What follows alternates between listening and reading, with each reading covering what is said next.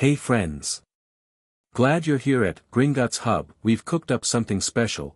What if Gringotts summoned Harry at age 7 and revealed Dumbledore had been stealing from his vaults for 6 years? Liking and subscribing really helps us out.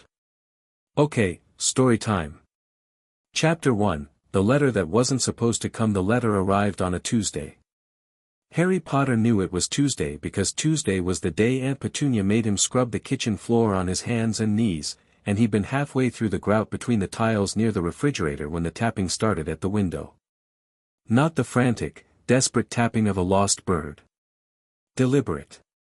Patient. 3 sharp raps, a pause, 3 more. He sat back on his heels and looked.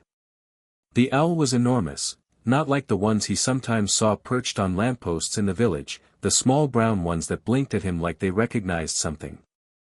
This one was the color of old pewter, with eyes like hammered gold coins, and it sat on the outside sill with the particular stillness of something that had never once in its life been told what to do. Around its leg was a small metal cylinder, the color of the same pewter, stamped with a seal he didn't recognize, 2 crossed keys above a tower, all of it pressed in a deep, serious red. Harry looked at it for a long moment. Then he looked at the kitchen doorway. Aunt Petunia was in the garden, doing something violent to the rose bushes. Uncle Vernon had left for work at 7:30. Dudley was still asleep, because Dudley was always still asleep on Tuesdays, or on any day ending in AY, really. Harry stood up, crossed to the window, and opened it. The owl stepped inside like it owned the room, walked along the counter with complete indifference to the bucket of soapy water and the scrubbing brush, and extended its leg toward Harry with the air of something that had completed a job and expected to be acknowledged for it. Harry unclipped the metal cylinder. The owl watched him with those gold eyes for a moment, then helped itself to one of the biscuits on Dudley's plate, the good chocolate ones, and flew back out the window without any fuss at all. Harry turned the cylinder over in his hands. It was heavier than it looked. When he twisted the cap, it came off with a soft hiss of air, like something that had been sealed properly and for a purpose, and he shook out a small roll of cream-colored parchment tied with a strip of red ribbon. He untied it. Unrolled it. Read it. The handwriting was precise and angular, each letter cut rather than drawn, and the ink was the deep brown-black of something old.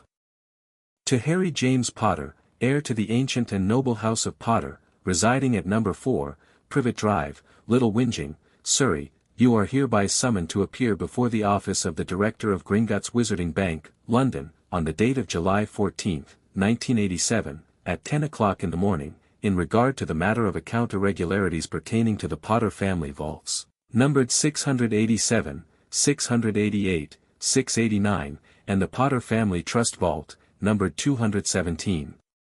This summons is issued under the authority of Goblin Financial Accord, Article 9, Section 3, which grants the director the right to summon any account holder, heir, or beneficiary when evidence of unauthorized account activity has been identified.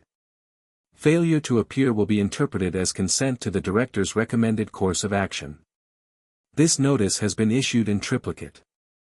1 copy to the account heir. 1 copy to the account heir's designated guardian. 1 copy to the British Ministry of Magic, Department of Magical Law Enforcement. Ragnarok, Director Gringotts Wizarding Bank, London. Harry read it twice. Then a third time. He wasn't entirely sure what all of it meant, but he understood enough. A bank. His family had a bank. He was being summoned to it because something had gone wrong with the accounts. He thought about the word heir. He thought about ancient and noble house of Potter, which sounded like the kind of phrase that lived in dusty books, not in letters sent to boys who scrubbed kitchen floors. He was still thinking about it when the back door slammed open and Aunt Petunia came in pulling off her gardening gloves, and her eyes went immediately, with the unerring instinct of a woman who had spent 6 years being suspicious of everything he touched, to the letter in his hand. She went very still. He'd seen her go still before. It was different from when she was just quiet. Quiet was her natural state, a kind of brittle, managed silence she wore around the house like a coat. This stillness was something else. It started in her hands and moved upward, and by the time it reached her face, Her color had changed entirely, from the faint pink of garden exertion to something much closer to the gray of old chalk. "Give that to me," she said. Her voice was very level. That was also a bad sign. Aunt Petunia's voice was never level unless she was frightened. Harry held the letter a little tighter, which surprised him as much as anything. He didn't usually resist things. Resistance had a cost that came in the form of locked cupboards and missed meals and Dudley's fists. But something about the way she'd gone gray made him want to hold on. "It's addressed to me," he said. "Give it to me."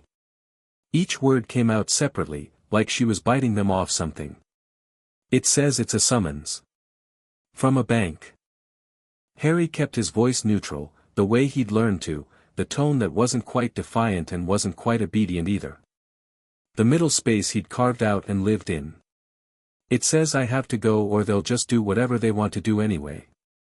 Petunia took 3 steps across the kitchen and snatched the letter from his hand with fingers that were cold and shaking slightly, and she read it standing there by the counter, and whatever color had returned to her face while she was crossing the kitchen drained back out again. "Go to your cupboard," she said. "Aunt Petunia, now." He went. But he'd already read it 3 times, and the address was printed at the top in the same sharp brown-black ink, and Harry Potter had an extremely good memory for things that mattered. He sat in the dark of the cupboard under the stairs and listened to the sound of Aunt Petunia on the telephone in the hallway, her voice pitched too low for words but carrying the rhythm of panic, quick, short sentences, long pauses where the other person spoke, and then her voice rising once into something near a hiss before she controlled it again. The call lasted 11 minutes. Harry counted.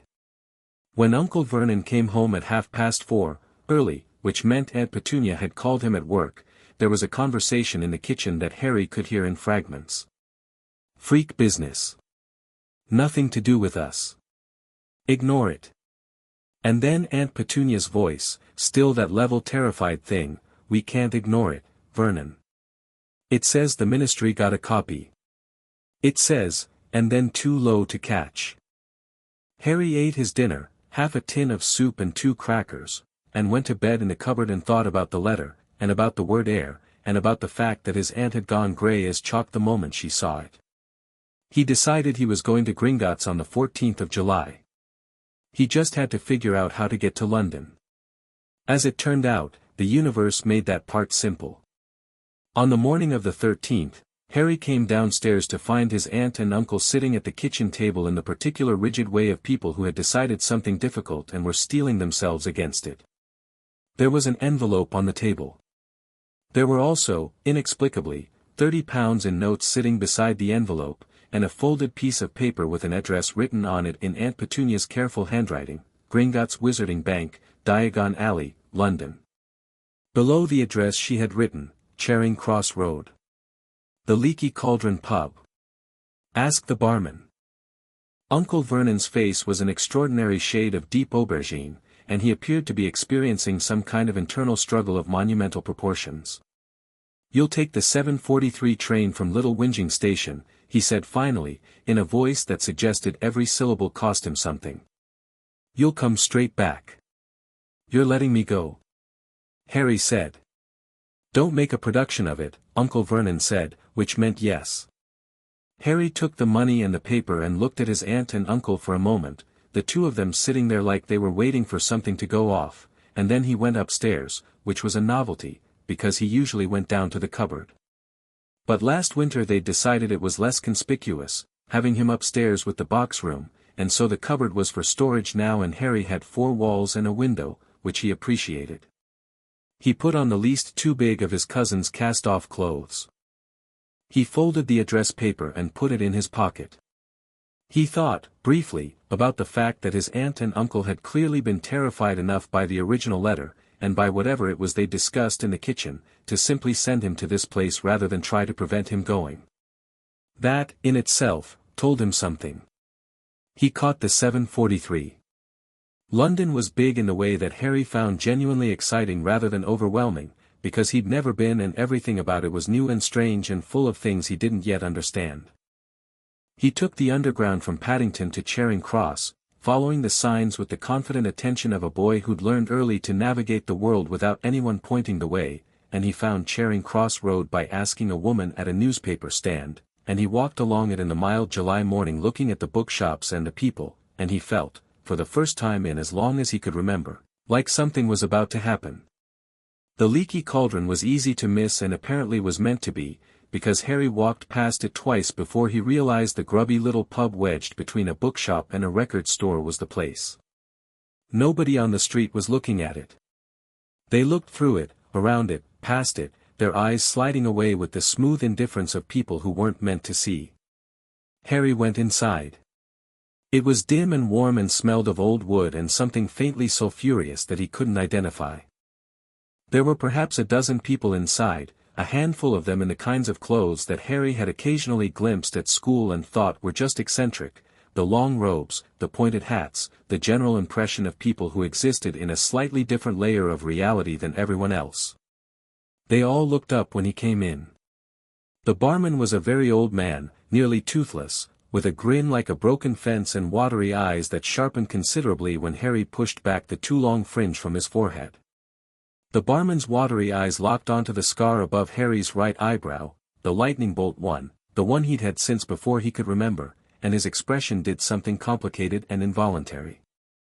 "Bless my soul," the barman said, very quietly. "Harry Potter."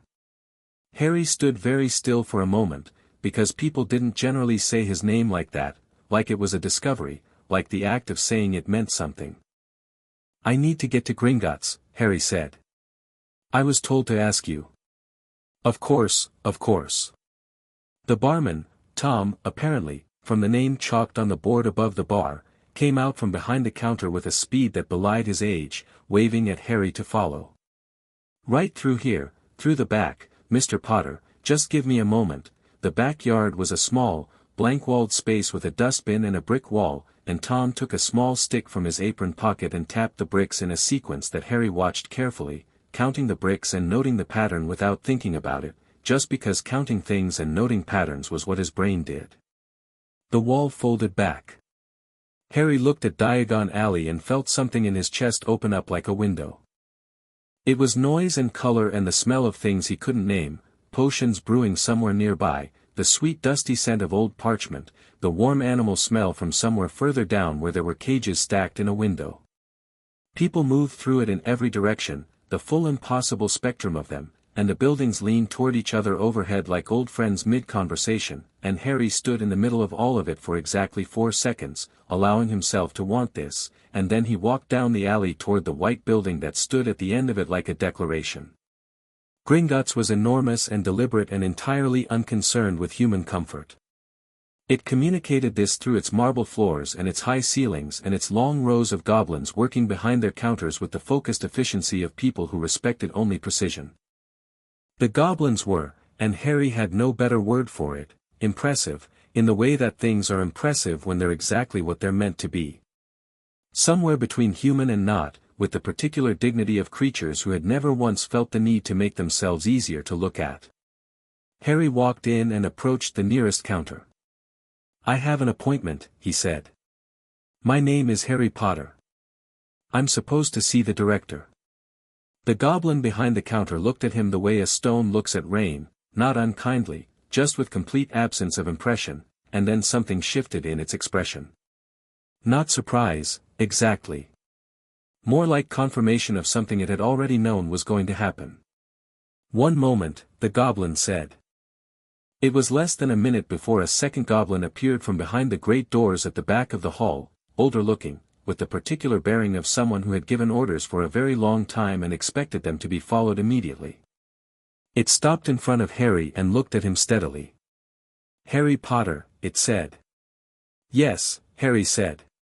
"I am Sharpthorn, assistant to Director Ragnarok. Please follow me." Harry followed. The office of the director of Gringotts was not what Harry expected, which meant he probably should have expected that. The room was cut from dark stone, lit by lamps that burned with a clear steady flame that didn't flicker, and the walls were covered not in decoration but in records, shelves and shelves of ledgers and scrolls and metal-bound books, organized by a system that was clearly precise and clearly goblin and entirely illegible to Harry. The desk was a slab of dark stone on iron legs, and behind it sat Ragnarok. The director of Gringotts was old in the way that mountains are old, not frail, not slow, but dense with the weight of accumulated time. His face was a map of what decades of dealing with wizards and their money could do to an expression. It had settled into lines of permanent, considered assessment. His eyes were black and absolutely alert. He looked at Harry standing in the doorway, and he said, "Sit down, Mr. Potter." Harry sat in the chair across the desk. He was small for 7, smaller than he should have been, though he didn't know that yet, and the chair was sized for adults, so he sat forward on it and kept his back straight. Ragnarok looked at him for a long moment. Then he looked at Sharpthorn and said something brief in a language Harry didn't know, and Sharpthorn left and closed the door. "How old are you?" Ragnarok said. It wasn't quite a question. 7, Harry said. "I'll be 8 in July. The 31st. You came alone?" "Yes." "Your guardians did not accompany you?" "They gave me money for the train and an address," Harry said. "They seemed like they wanted me to come and didn't want to be anywhere nearby when I did." "Is that normal?" Ragnarok studied him for another moment. "You are more observant than I expected," he said finally, with the tone of someone adjusting a calculation they'd already made. "I've had to be," Harry said, which was true and said more than he intended it to, and he saw Ragnarok register that, just a small shift in the dark eyes. "Not pity. Something more careful." "Very well," Ragnarok said. He opened a ledger on the desk, not the great enormous kind from the counters outside, but a smaller one, the size of a school exercise book, bound in something dark red. He turned it to face Harry. "Before I discuss the matter for which you were summoned," Ragnarok said, "I need to confirm your identity. At Gringotts, identity is not established by name or appearance but by blood. Will you permit a standard verification?" "What does that involve?" Harry asked. Ragnarok reached into a drawer and produced a small blade, very thin, very bright, and a square of white parchment. "A single drop of blood. It will write your bloodline heritage onto the parchment. Everything confirmed in the record, everything not yet disclosed to you." Harry looked at the blade. He'd had worse from Uncle Vernon's belt and from Dudley's fist and from gravel on a playground. "All right," he said. The cut was so quick he barely felt it. He pressed his thumb to the parchment. The blood spread outward from the point of contact, and then it moved, which was startling, though Harry kept his expression even, drawing itself into letters and lines, branching and connecting, a family tree writing itself in red. It took about 30 seconds, and then it stopped, and Ragnarok turned the parchment back and read it, and his expression did something Harry couldn't interpret. "It is confirmed," Ragnarok said. "You are Harry James Potter, sole heir to the ancient and noble house of Potter. Son of James Charles Potter and Lily Rose Potter, née Evans." He paused. "You are also the heir to the ancient house of Peveril, through the Potter line, and through your mother's lineage, you carry a claim to the house of Ross, which has been dormant for 3 generations. Harry said, "I didn't know any of that." "No," Ragnarok said. "You were not meant to." The way he said it had a particular quality, not anger, but something adjacent. The tightness of someone discussing a thing that offends them professionally. Ragnarok opened a second ledger, a larger one this time, and set it on top of the first. This one had columns. Numbers. Dates. Harry could read numbers and he was good at them, fractions and long division and all the rest, because numbers were logical and logic was something he'd clung to. The Potter family holdings, at the time of your parents' deaths in October 1981, Ragnarok said, consisted of 4 vaults. The primary vault, numbered 687, containing liquid assets, gold, silver, bronze, at that time amounting to 1,240,000 galleons, plus foreign currency equivalents. The secondary vault, numbered 688, containing heirlooms, artifacts, and property deeds. The tertiary vault, numbered 689, containing investments, shares in various wizarding enterprises, and long-term magical contracts. And the trust vault, numbered 217, established by your grandfather Charles Potter to be released to you upon your 11th birthday. Harry looked at the numbers. He was quiet for a moment. "That's a lot," he said. "It is a considerable fortune," Ragnarok agreed. "The Potter family has been wealthy for several centuries. The investments alone generate an annual return that, were they left untouched, would compound considerably." He turned the ledger another page. "This is the current balance." Harry looked at the new column. He was good at numbers, but it took him a moment because he was looking at the primary vault and the figure was several 100,000 galleons less than the opening figure, and that was wrong. That was obviously wrong, not because he knew anything about interest or investment but because money in a bank didn't just disappear. "What happened to it?" Harry said. Ragnarok folded his hands on the desk. "Over the period of 6 years, beginning in November 1981, 6 weeks after the death of your parents, a series of withdrawals have been made from your family vaults. These withdrawals were authorized using a key obtained from this bank during the period when your account was placed under a management order." "A management order," Harry repeated. "Upon the deaths of both account holders, your parents, and in the absence of any named heir presenting themselves, the bank requires a temporary custodial arrangement. The custodian was named in a letter filed with Gringotts, purportedly on the authority of the Potter family's legal representative." Ragnarok's voice was entirely level, but there was something in the precision of it, the very carefulness, that communicated exactly how he felt about what he was about to say. The name of the appointed custodian was Albus Percival Wulfric Brian Dumbledore. The name didn't mean anything to Harry. He stored it. "And he's been taking money?" Harry said. "The withdrawals total, across 6 years, 287,000 galleons from the primary vault. In addition, several items have been removed from the heirloom vault, Vault 688, under the stated purpose of safekeeping during the heir's minority. These items have not been returned." Harry was quiet for a moment. He looked at the columns of numbers and the dates beside them, and the dates were regular, not monthly but perhaps every 2 or 3 months, and the amounts varied but none of them were small. "Was that legal?" Harry asked. "The initial custodial arrangement had legal standing under an outdated management provision," Ragnarok said. "However, the provision explicitly requires that withdrawals be limited to costs directly incurred in the care and maintenance of the heir. Since you were placed with non-magical relatives who receive no payment from the Potter vaults, there is no legitimate justification for any withdrawal. The costs of your upkeep were 0. The withdrawals were unauthorized." "So he stole from me," Harry said. He didn't say it with heat or shock. He said it the way you say a thing when you've looked at the evidence and the logic of it is unavoidable and getting upset about logic is a waste of time. He just wanted to establish that they were using the right word. Ragnarok looked at him steadily. "Yes. For 6 years. Yes. Starting 6 weeks after my parents died. Yes." Harry looked at the desk for a moment. Not looking at anything on it, just giving himself a second, the way he did when the numbers in his head needed a moment to settle into the right shape. "Why are you telling me now?" he said. "I'm 7. I'm not of age. Why not wait until I'm 11 or 17 or whatever the age is?" Ragnarok was quiet for a moment, a real pause, not a dramatic one, the pause of someone who had expected the question and had already decided how to answer it. "Gringotts is bound by one law above all others," he said. "The integrity of the vault. When a theft occurs, and this is a theft, regardless of the legal mechanism used to accomplish it, we are required to act.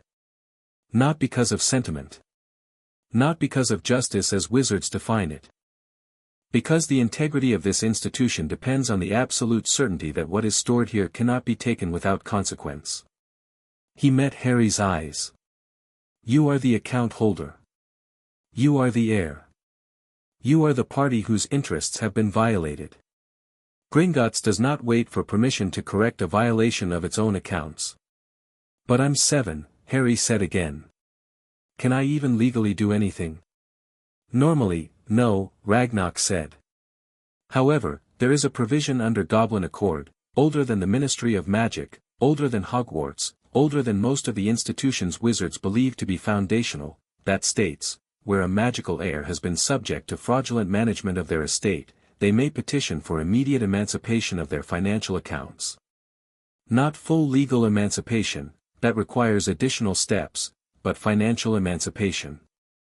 The right to manage your own vaults, to appoint your own representatives, to act as account holder in your own name, requires only the heir's presence, the evidence of fraud, and the heir's own agreement. Harry thought about this. And what would that mean, practically? It would mean, Ragnarok said, that we immediately revoke the management authority of the current custodian. It would mean the vault key held by Albus Dumbledore becomes void, effective immediately.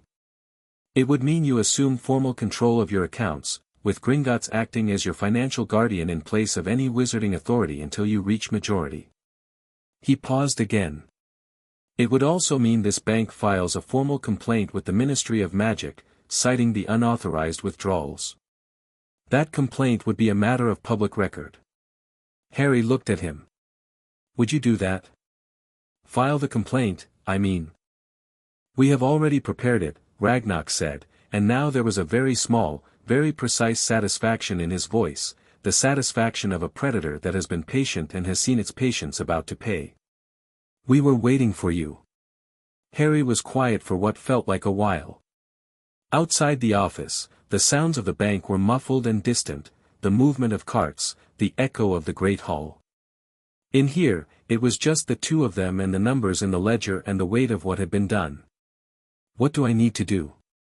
Harry said. It took an hour. Most of it was paperwork, which meant parchment, and Harry's hand cramped slightly from the signing because there was quite a lot of it, but he signed everything Ragnarok put in front of him and read each thing before he signed it, which made Ragnarok's assessment of him shift again, not obviously, just in the slight recalibration of how much he explained before Harry asked. There was a standard financial emancipation declaration. There was a formal revocation of the management order. There was a document appointing Gringotts as sole financial custodian of the Potter accounts until Harry's 17th birthday or until he appointed a replacement. There was a witness document signed by Sharpthorn, who had been called back in and stood at the side of the room with the focused attention of someone watching something historic. Then Ragnarok produced a small wooden box.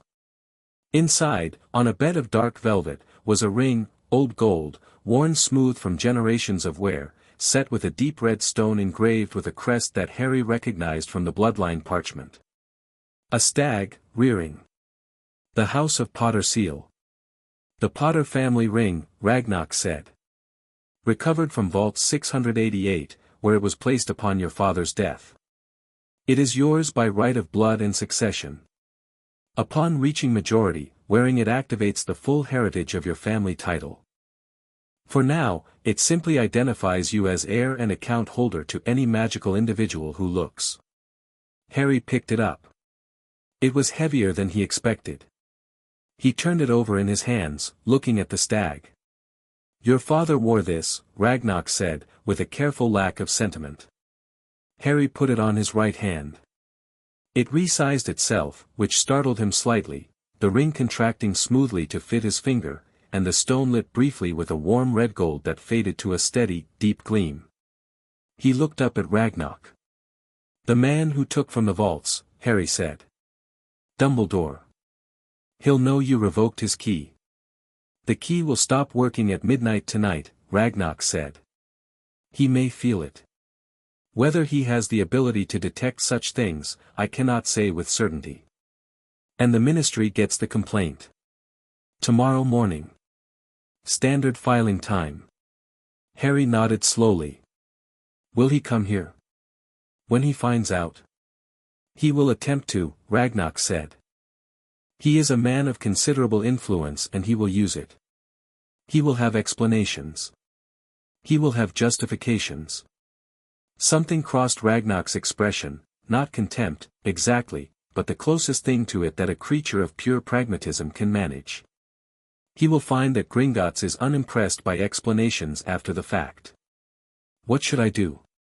Harry said. I mean, practically. Right now. I can't stay with my aunt and uncle forever, and I can't exactly. He stopped himself, because he'd been about to say tell anyone, and the problem was he didn't know who anyone was yet. He didn't know the shape of the world he'd just stepped into. No, Ragnarok agreed. But that problem can be addressed in steps. For today, you should know two things. He held up one finger. First, you have money. Vault 217, the trust vault, was insulated from the management order by a separate protective clause your grandfather installed specifically against custodial misuse. It is untouched. As of today, it is accessible to you directly. It contains 20,000 galleons. Harry thought about 20,000 galleons. He didn't know the exact exchange rate, but the letter had implied galleons were worth considerably more than pounds, and 20,000 of anything felt like a lot. Ragnarok held up a second finger. Second, there are people who will want to help you, and people who will want to control you, and they will often look exactly the same. The difference, in my experience, is this: the people who want to help you will tell you things whether or not it benefits them. The people who want to control you will give you only what they want you to know. He sat back slightly. Gringotts has told you everything, Mr. Potter. What you do with it is your own affair. Harry stood up. He was still small, still in his too big clothes, still a 7-year-old boy who'd arrived on a train from Surrey with 30 pounds in his pocket. But he was standing in a room where somebody had just treated him like a person with a right to the truth, and that was so unfamiliar that it took a moment to settle into his bones properly. He looked at the ring on his finger. The stag in the red stone. Thank you, he said. For telling me. Ragnarok studied him for a moment. Then he said, your father was a good man who died too young. Your mother was a remarkable woman. They deserved better than to have their son treated as an afterthought. He said it briskly, without ceremony, the way you say a fact. Gringotts does not involve itself in sentiment. But we do not forget a theft, and we do not forgive one. You may count on that. Harry nodded. He thought that was probably the most genuine thing anyone had said to him in as long as he could remember, precisely because it wasn't trying to be kind. It was just true. He picked up the vault key that Ragnarok slid across the desk, a small, bronze thing with intricate teeth, and he put it in his pocket alongside the address paper and the last of the 30 pounds. Can I see the vault? Harry said. The trust vault. Before I go. Ragnarok made a short gesture. Sharpthorn will take you. The cart ride down was extraordinary, and Harry let himself enjoy it completely. Wind and darkness and the rush of deep stone passages, the lamps flickering past in blurs of orange light. Sharpthorn drove with the ease of something that had done it 10,000 times and was mildly insulted by the concept of carts going slowly. Vault 217 was not the enormous iron fortress that Harry had glimpsed some of the other vaults being as they rocketed past. It was mid-sized, round-doored, with the same complicated locks as everything else, and when Sharpthorn opened it and stood back, the interior was lit by the gold itself, great piled coins throwing up a warm, shifting light, along with stacks of what looked like books and a few sealed cases. Harry stood in the doorway and looked at it. He'd grown up in a house where money was used as a lever, where the fact that they fed him and clothed him was pointed at like a debt he could never repay.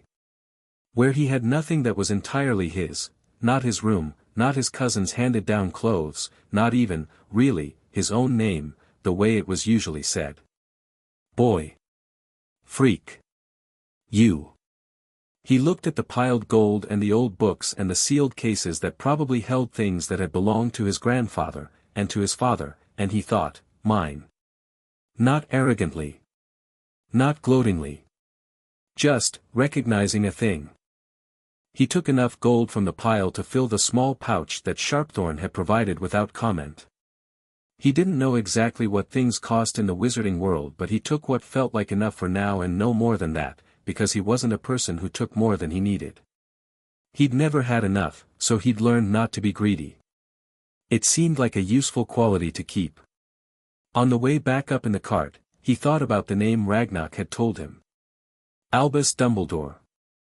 He turned the name over the way he turned everything over, examining it, looking for the shape of it. He'd figure out who the man was. He'd figure out what to do. He wasn't afraid. He didn't know yet that he was supposed to be. The cart clattered up into the white marble hall of Gringotts, and Harry stepped out into the late morning light of Diagon Alley, blinking in the July warmth, his family ring on his finger and his grandfather's trust gold in his pocket, and the whole of a world that had existed all along without telling him spread out in every direction. He stood there for a moment, 7 years old and small and extraordinary, and then he walked into it. He was gone for 4 hours, and they were the best 4 hours of his life to that point, which admittedly wasn't a high bar, but he felt the freedom of it acutely, the way you feel warmth after cold. He bought himself a meal at a small place halfway down the alley where an old witch served enormous bowls of something he couldn't name that tasted like nothing he'd had before. He walked the whole length of the alley twice, looking at the bookshops and the potion ingredients and the wand shop at the end with its dusty window and its sense of contained possibility. He went into one of the bookshops, Flourish and Blots, and spent a long time among the shelves, pulling books out and reading the first pages, and he bought 3, one on the history of Wizarding Britain, one called Magical Law, a practitioner's guide that was clearly written for adults but that he thought he could manage, and one on something called Fundamental Magical Theory that seemed like the kind of book that told you how everything worked before getting into the specifics. He wanted to know. That was the thing. Now that he knew there was something to know, he wanted all of it. He caught the half-4 train back to Surrey with a pouch of gold and 3 books and a ring on his finger and information that he hadn't fully processed yet. He sat by the train window and watched London get smaller and thought about the ledger columns and the dates and a man's name spoken by a goblin in a stone room. 6 years. From the time he was 1. From 6 weeks after his parents died. Systematic. Regular. Confident. The train rocked and the suburbs slid past, neat little houses with neat little gardens, and Harry thought, whoever this man is, he was very sure that nobody was ever going to look. He looked at the ring. The stag in the red stone looked back. I'm looking, Harry said, quietly, to nobody in particular. He watched Surrey appear through the window. He thought about the £30 in his pocket, untouched, that he'd brought from the house, and about the fact that he was going back to number 4 and the cupboard, well, the box room now, and Dudley's 2 big clothes, and the kitchen floor on Tuesdays. He wasn't angry about it. Not yet. Anger required time and space that he hadn't had before today. But something had changed in the careful internal architecture of the way he thought about his life, some structural wall shifted. He knew now that there was a before and an after, and the after had started today, in a stone office in a bank under London, when somebody had told him the truth and given him a ring that fit his finger like it had been waiting. He was going back to Privet Drive tonight. That was just the practical reality of being 7. But he was already planning. Chapter 2, What the Vaults Hold. The books took him 3 weeks. Not because they were difficult. Well, Magical Law was difficult, dense with cross-references and archaic terminology that sent him scrambling back 4 pages every time he thought he understood something, but because he had to read them in fragments, tucked inside Dudley's old schoolbooks with the covers facing out, or in the dark with a torch under the blanket when the house was asleep. He read the history book first because history was the map, and you needed the map before anything else made sense. Wizarding Britain was older than he'd expected, and messier, and considerably more interesting than anything they taught at St. Grunning's Primary. There had been wars, not the kind with trenches and aeroplanes, but the other kind, with magic and blood and things that didn't have names in any language Harry could currently read. There had been a man called Grindelwald who had done terrible things across Europe until 1945, and the person who had stopped him was a name he now recognized, Dumbledore. There had been another war, more recent, the one he'd somehow been the hinge of, the one that had ended on Halloween night in 1981 in Godric's Hollow, when he was 1 year old. He read that section 3 times. Not because it was unclear but because there were things in it that didn't add up. The book said the Dark Lord Voldemort had been destroying wizarding families for over a decade. It said his followers were called Death Eaters. It said he was defeated by the actions of Harry Potter, and the book was genuinely confused about how, using phrases like mysterious magical backlash and unknown protective enchantment in the way that people use complicated language when they don't understand something and don't want to admit it. It said Harry Potter was placed by Albus Dumbledore in the care of his non-magical relatives, for his protection. There was no mention of any vault key. There was no mention of any management order. There was no mention of 287,000 missing galleons. The book was 8 years old. Published in 1979, updated in 1982. It said Dumbledore was the headmaster of Hogwarts School of Witchcraft and Wizardry, and it said he was considered by most wizards to be the greatest living practitioner of magic in Britain, possibly in the world. Harry had read that sentence and put the book face down on his mattress and looked at the ceiling for a moment. Then he picked up magical law and started on the section regarding Wisengamot proceedings. By the end of 3 weeks, he had a working understanding of wizarding inheritance law, the structure of the Wisengamot, the governing body, Parliament and court combined, the legal definition of custodial fraud, the process by which a wizarding minor could challenge the terms of their guardianship, and the historical precedent for emancipation proceedings, of which there were 17 documented cases going back to the 15th century. He also had a list. Not written down, he'd learned early not to write things down in a house where his private things were never truly private, but filed in his head with the same careful organization he used for everything else. Names, facts, connections. The shape of things. He was going back to Gringotts. The second visit was on a Saturday, 2 weeks into August, when Aunt Petunia had taken Dudley to his piano lesson and Uncle Vernon was watching cricket and the world had temporarily contracted to the sound of commentary through the living room wall. Harry packed the books into his school bag, he didn't want them found, and put on his shoes and went to the door. "Where do you think you're going?" Uncle Vernon said, not turning from the television. "Library," Harry said. A pause. On screen, someone hit a boundary. Back for dinner. Harry went out the door. He wondered, sometimes, about his aunt and uncle's behavior since the letter. It had settled into something that wasn't quite permission and wasn't quite change, but was different from before in ways he was still mapping. They didn't ask him much about where he'd been. They hadn't mentioned Gringotts, or Dumbledore, or anything to do with the wizarding world. Aunt Petunia had looked at his right hand once, at the ring, and looked away very quickly with the expression of someone who had decided not to see something. Whatever they discussed in the kitchen that first night, whatever had convinced them to send him to London, it had apparently convinced them of something else too, something quieter, that poking at this particular situation was not in their interest. He took the train to London. Sharpthorne was at the main counter when Harry came through the doors of Gringotts, which seemed like either coincidence or the bank's way of telling him that coincidences weren't a thing that happened here. "Mr. Potter," Sharpthorne said, with the precision of a name confirmed rather than offered. "I'd like to see Director Ragnarok," Harry said. "If he's available. I have questions."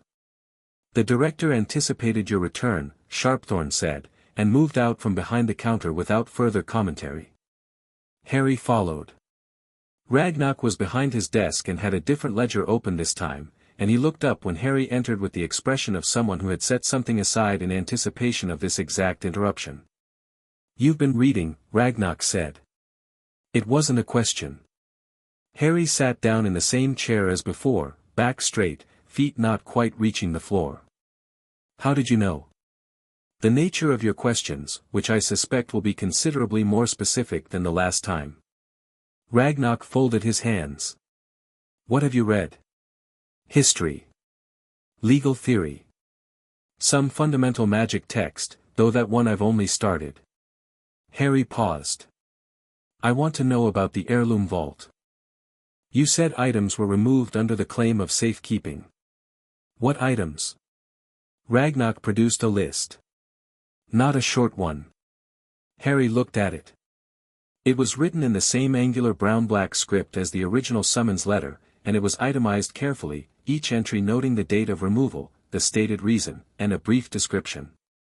The list included 12 volumes of the Potter family library, specifically those pertaining to advanced offensive and defensive magic. A collection of documents, described as family correspondence and personal records. 3 artifacts listed as magical instruments of unspecified purpose. A set of property deeds for 4 locations beyond the primary Potter family home in Godric's Hollow. And, this one made Harry go still, a small sealed box described as personal effects of Lily Potter, née Evans, including private journals. He took my mother's journals, Harry said. The stated reason was preservation, Ragnar said. In the event of deterioration during the heir's minority. Harry looked at that entry for another moment. I want them back, he said. All of it. Yes. That is one of the matters I wish to discuss. Ragnar leaned forward slightly. The financial emancipation you signed last month gives you control of the vaults. However, recovery of items removed under a management order requires a formal demand be issued to the party who removed them, followed by, if they fail to comply within 30 days, an application to the Wisengamot for a writ of recovery. Which means the Wisengamot, Harry said. Which means public. Which means Dumbledore finds out formally, if he hasn't already. He already knows about the vault key revocation, Ragnar said.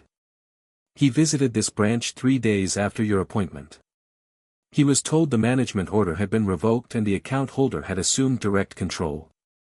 A very small pause. He was not told about you specifically. He was told the account holder was acting through a designated legal representative, which at this time is Gringotts itself. How did he react? Ragnar's expression managed to convey, with minimal movement, that the reaction had been considerable. He was courteous, the director said. Very courteous. The kind of courtesy that is meant to communicate importance. He asked to speak with the account holder's representative. He was told that the representative's identity was a matter of client privilege. He asked on what grounds the management order had been revoked. He was told that client financial records are also a matter of client privilege. Harry almost smiled. Almost. He doesn't know it was me. He suspects the heir is involved. He does not know you came here personally. He does not know what you know. Good, Harry said, and he meant it the way a chess player means good when the board is going how they want it. Not gloating. Just noting a position. He handed the itemized list back across the desk. I want to issue the formal recovery demand. Today, if possible. It can be prepared in an hour, Ragnar said. And the properties, Harry said. The deeds in the vault. You mentioned 4 locations. Can I see the full inventory of what's in Vault 688, everything that's still there and everything that was taken? Ragnar produced a second document. Harry read it with the focused attention he gave to everything that had numbers and logic in it.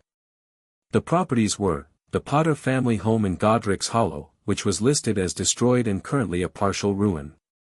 A property in Pembrokeshire, Wales, called Penhallow, listed as maintained and unoccupied. A property in the Scottish Highlands with no given name, listed as warded, access restricted. And a property he hadn't expected at all, a townhouse in London, in an area called Islington, listed as let to Remus J. Lupin, October 1981 to March 1982, currently unoccupied. Harry looked at that last entry. Who is Remus Lupin? Ragnar glanced at the document. The records indicate he was listed as a tenant of the London property shortly after your parents' deaths. No current address on file. Was he a friend of my parents'? That is beyond our records to confirm. Harry noted the name. Then he went back to the inventory of Vault 688 and read the rest of it, and there were more books, old ones, a few clearly very old, bound in leather or what looked like leather, and various objects he couldn't identify from the descriptions, and at the bottom of the list, in a separate section labeled sealed items, were two entries that caught him. The first was, one sealed letter, addressed to H. J. Potter, written in the hand of Lily Rose Potter, dated October 30, 1981. The day before she died. The second was, one sealed letter, addressed to H. J. Potter, written in the hand of James Charles Potter, dated October 30, 1981. Harry looked at those two entries for quite a long time. The room was very quiet. "Those are in the vault," he said. "Still there?" "Yes," Ragnarok said, with a careful quietness of his own. "They were sealed with blood magic. A security designed to prevent opening by anyone other than the designated recipient. Not even the management order could touch them." He paused. "They were waiting for you." Harry stood up. His voice was perfectly even. "I'd like to go to the vault now," he said. He read the letters in the vault. There was no chair, so he sat on the floor with his back against the cool stone wall, the pile of his family's gold to his left, the two letters in his hands. He opened his mother's first. Lily Potter's handwriting was nothing like he'd expected. He hadn't had an expectation, exactly, he'd never seen it, but somehow he'd imagined neat and careful, the handwriting of a clever person. And it was clever, but it moved fast across the page, the letters connecting with loops that suggested someone who wrote the way they thought, quickly and without hesitation. "Harry, if you're reading this, then I didn't make it, and I'm so sorry for that.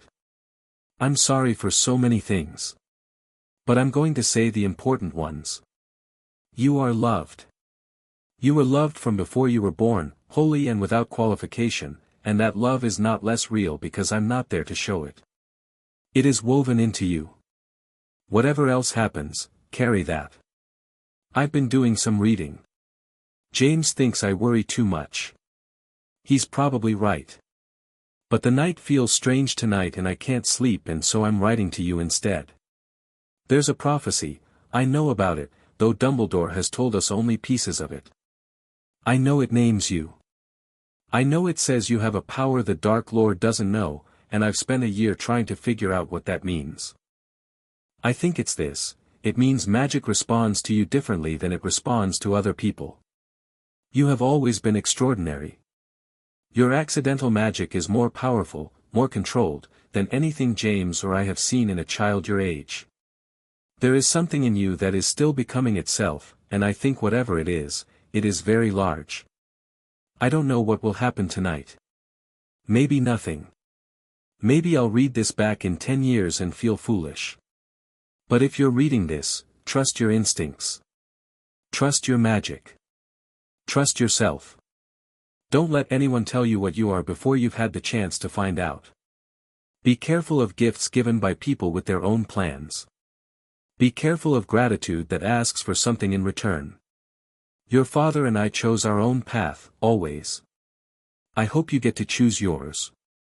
All my love, every piece of it, Mom. Harry folded the letter with careful hands and put it face down on the stone floor and looked at the opposite wall of the vault for a while.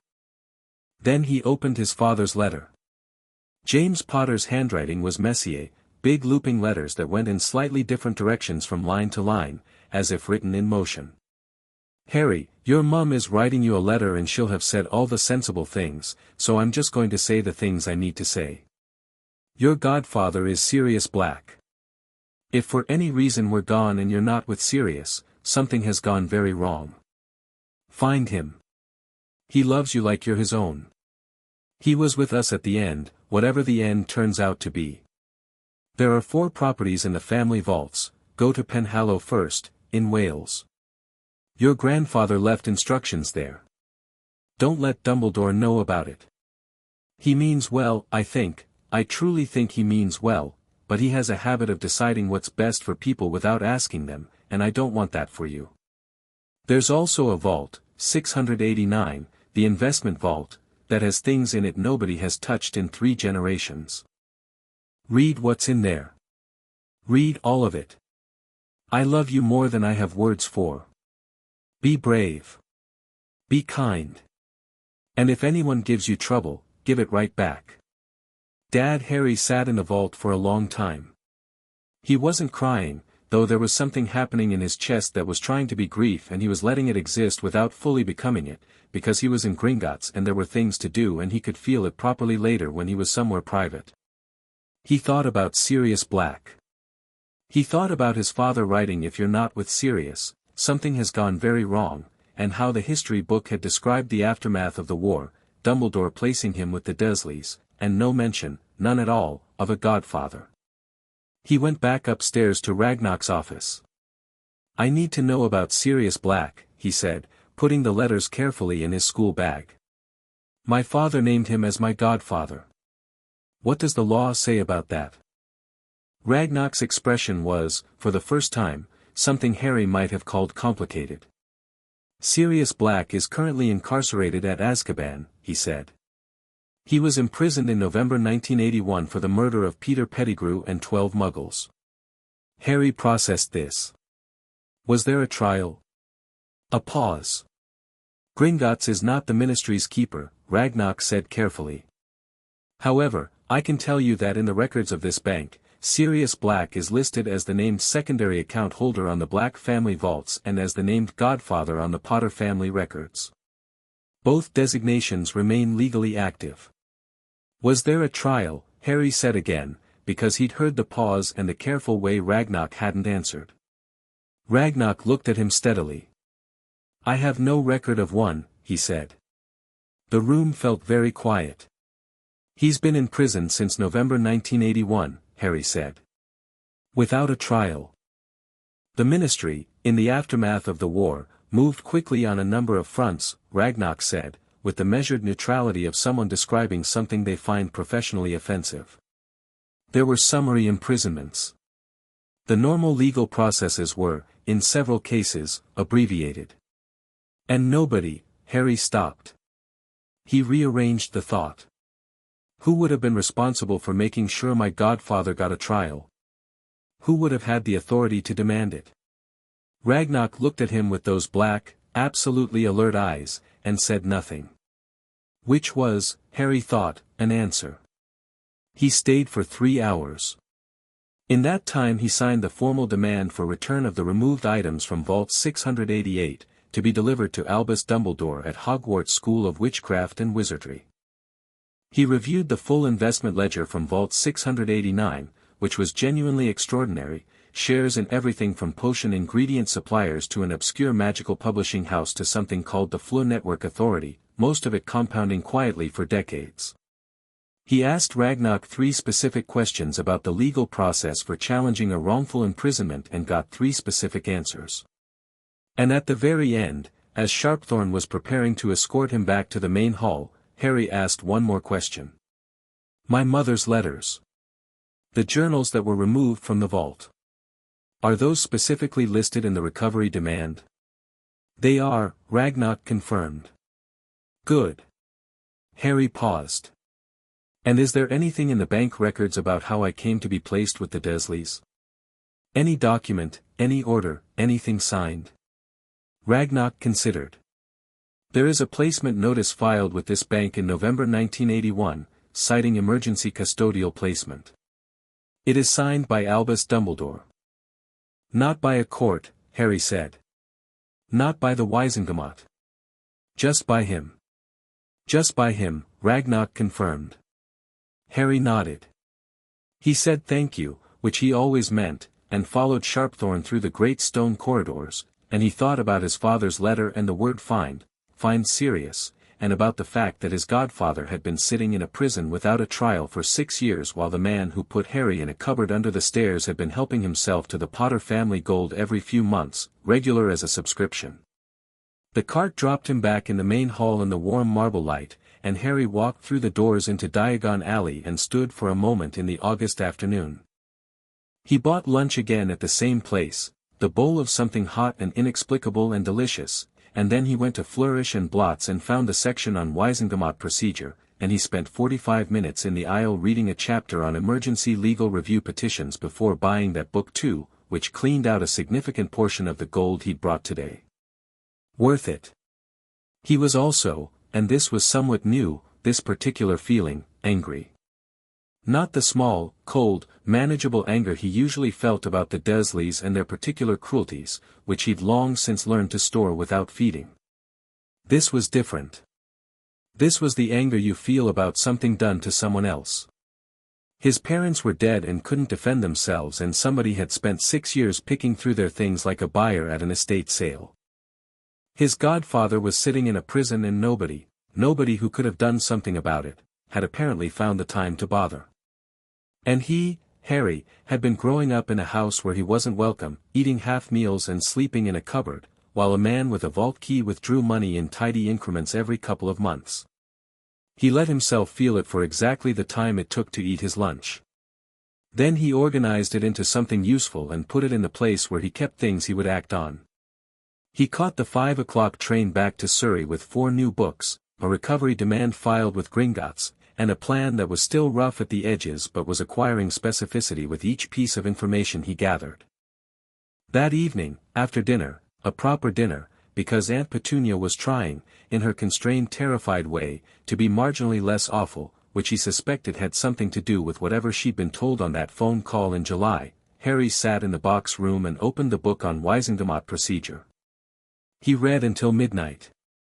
Then he turned off the torch and lay in the dark and thought. The shape of what had happened to him was becoming clearer.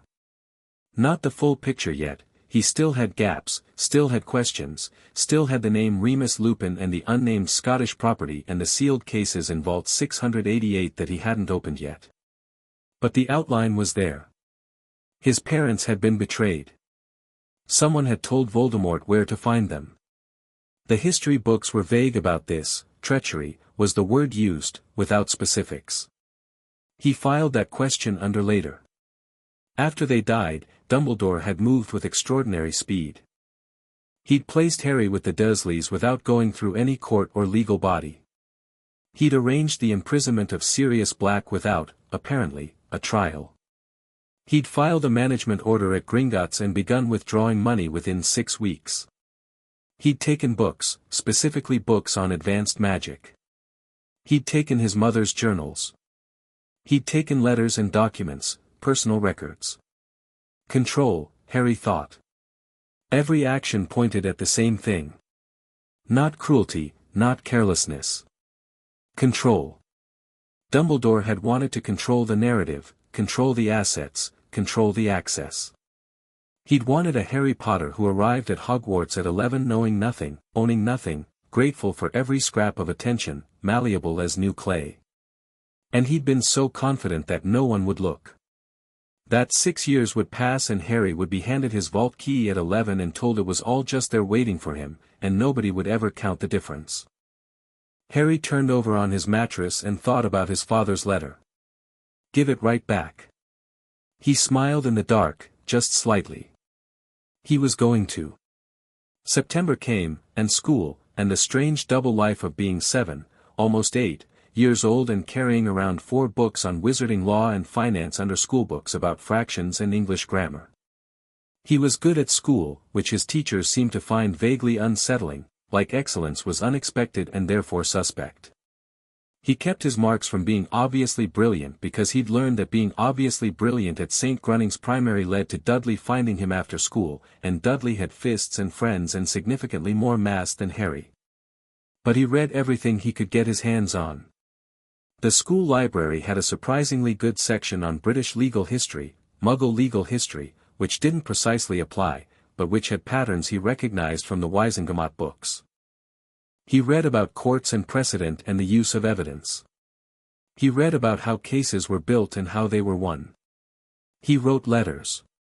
Not on parchment, he didn't have any, but in his school exercise books, drafting and redrafting until the words were exactly what he wanted. He was planning things 6 months ahead, a year ahead, further. He was building something and he understood that you couldn't rush a foundation.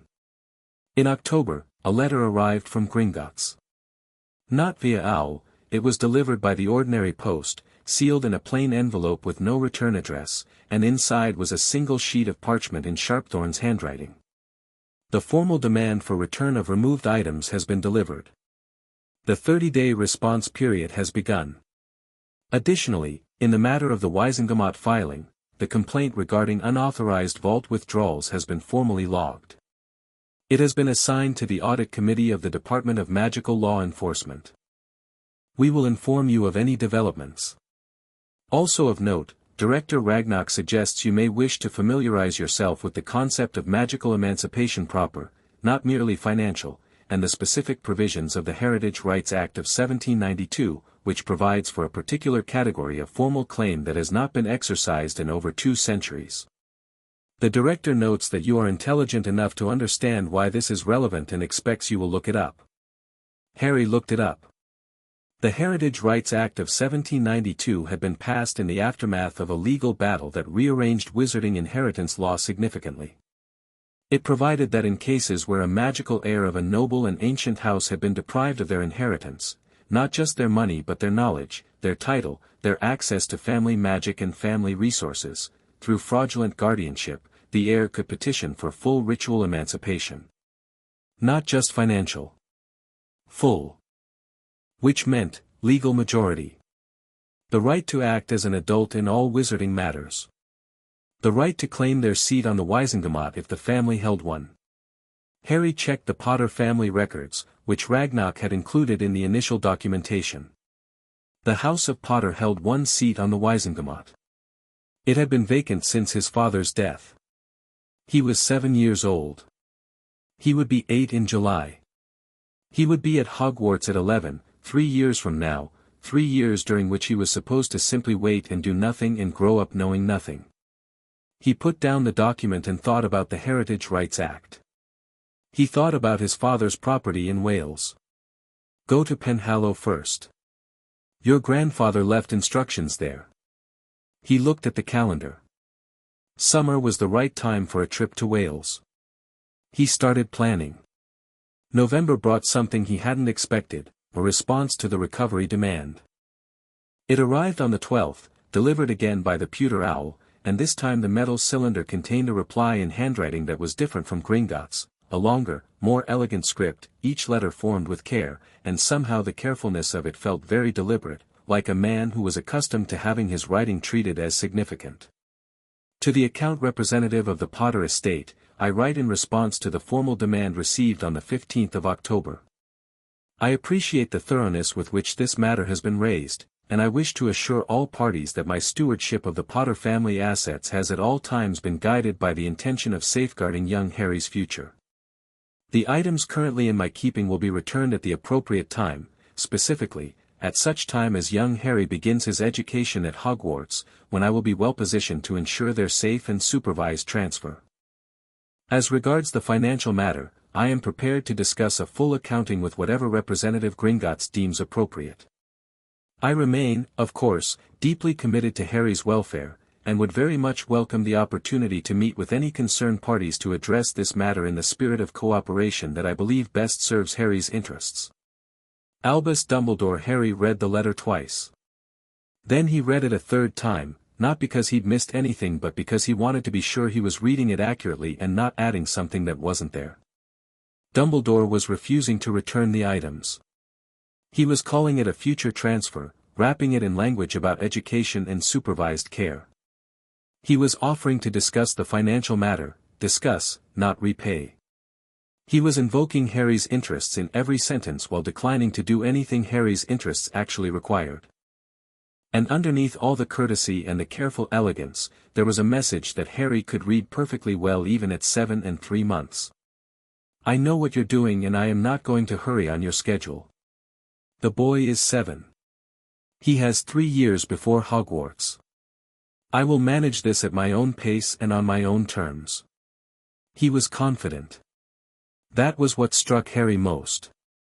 The letter had confidence running all the way through it, the confidence of a man who had been the most powerful figure in his world for 30 years and had never once had a 7-year-old as a genuine adversary. Harry folded the letter neatly and put it in the school bag with his Gringotts documents. He thought, Penhallow. Wales. Summer. He thought about the Heritage Rights Act and its provisions for full emancipation.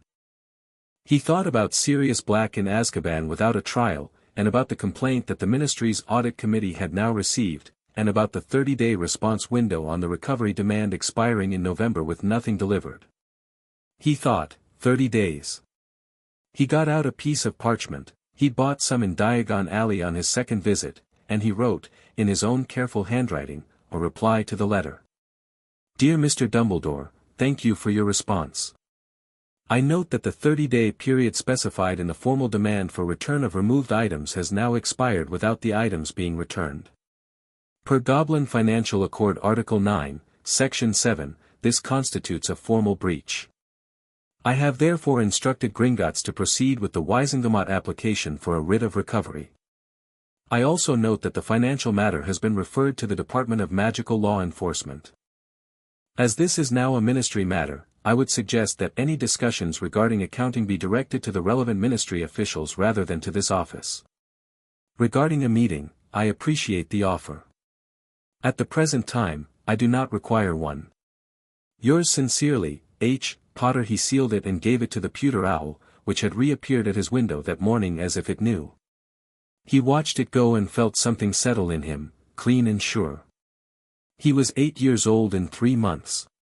He had books and a ring and a vault with gold in it and letters from his parents, and a dead-end non-childhood at number 4 Privet Drive that was running out of road. He had a plan that stretched forward in stages, like a staircase, each step necessary before the next. He also had, though he didn't have a word for it yet, a particular kind of power that came from not being afraid of someone everyone else found frightening. Dumbledore's letter had tried to do something to him. Had tried to make him feel small and premature and managed. Had tried to remind him, gently and elegantly, that he was a child in a world of adults. What the letter had actually done was confirm that Dumbledore had read the recovery demand, understood what it represented, and chosen to stonewall it, which meant Dumbledore was now not just a historical theft but an active ongoing problem, and active ongoing problems were actually easier to deal with than historical ones because they were still moving and things that were still moving could be redirected. Harry turned away from the window and picked up the Heritage Rights Act document again. He was going to Wales in summer. He was going to find his grandfather's instructions. And then he was going to understand what he fully was before anyone had the chance to tell him.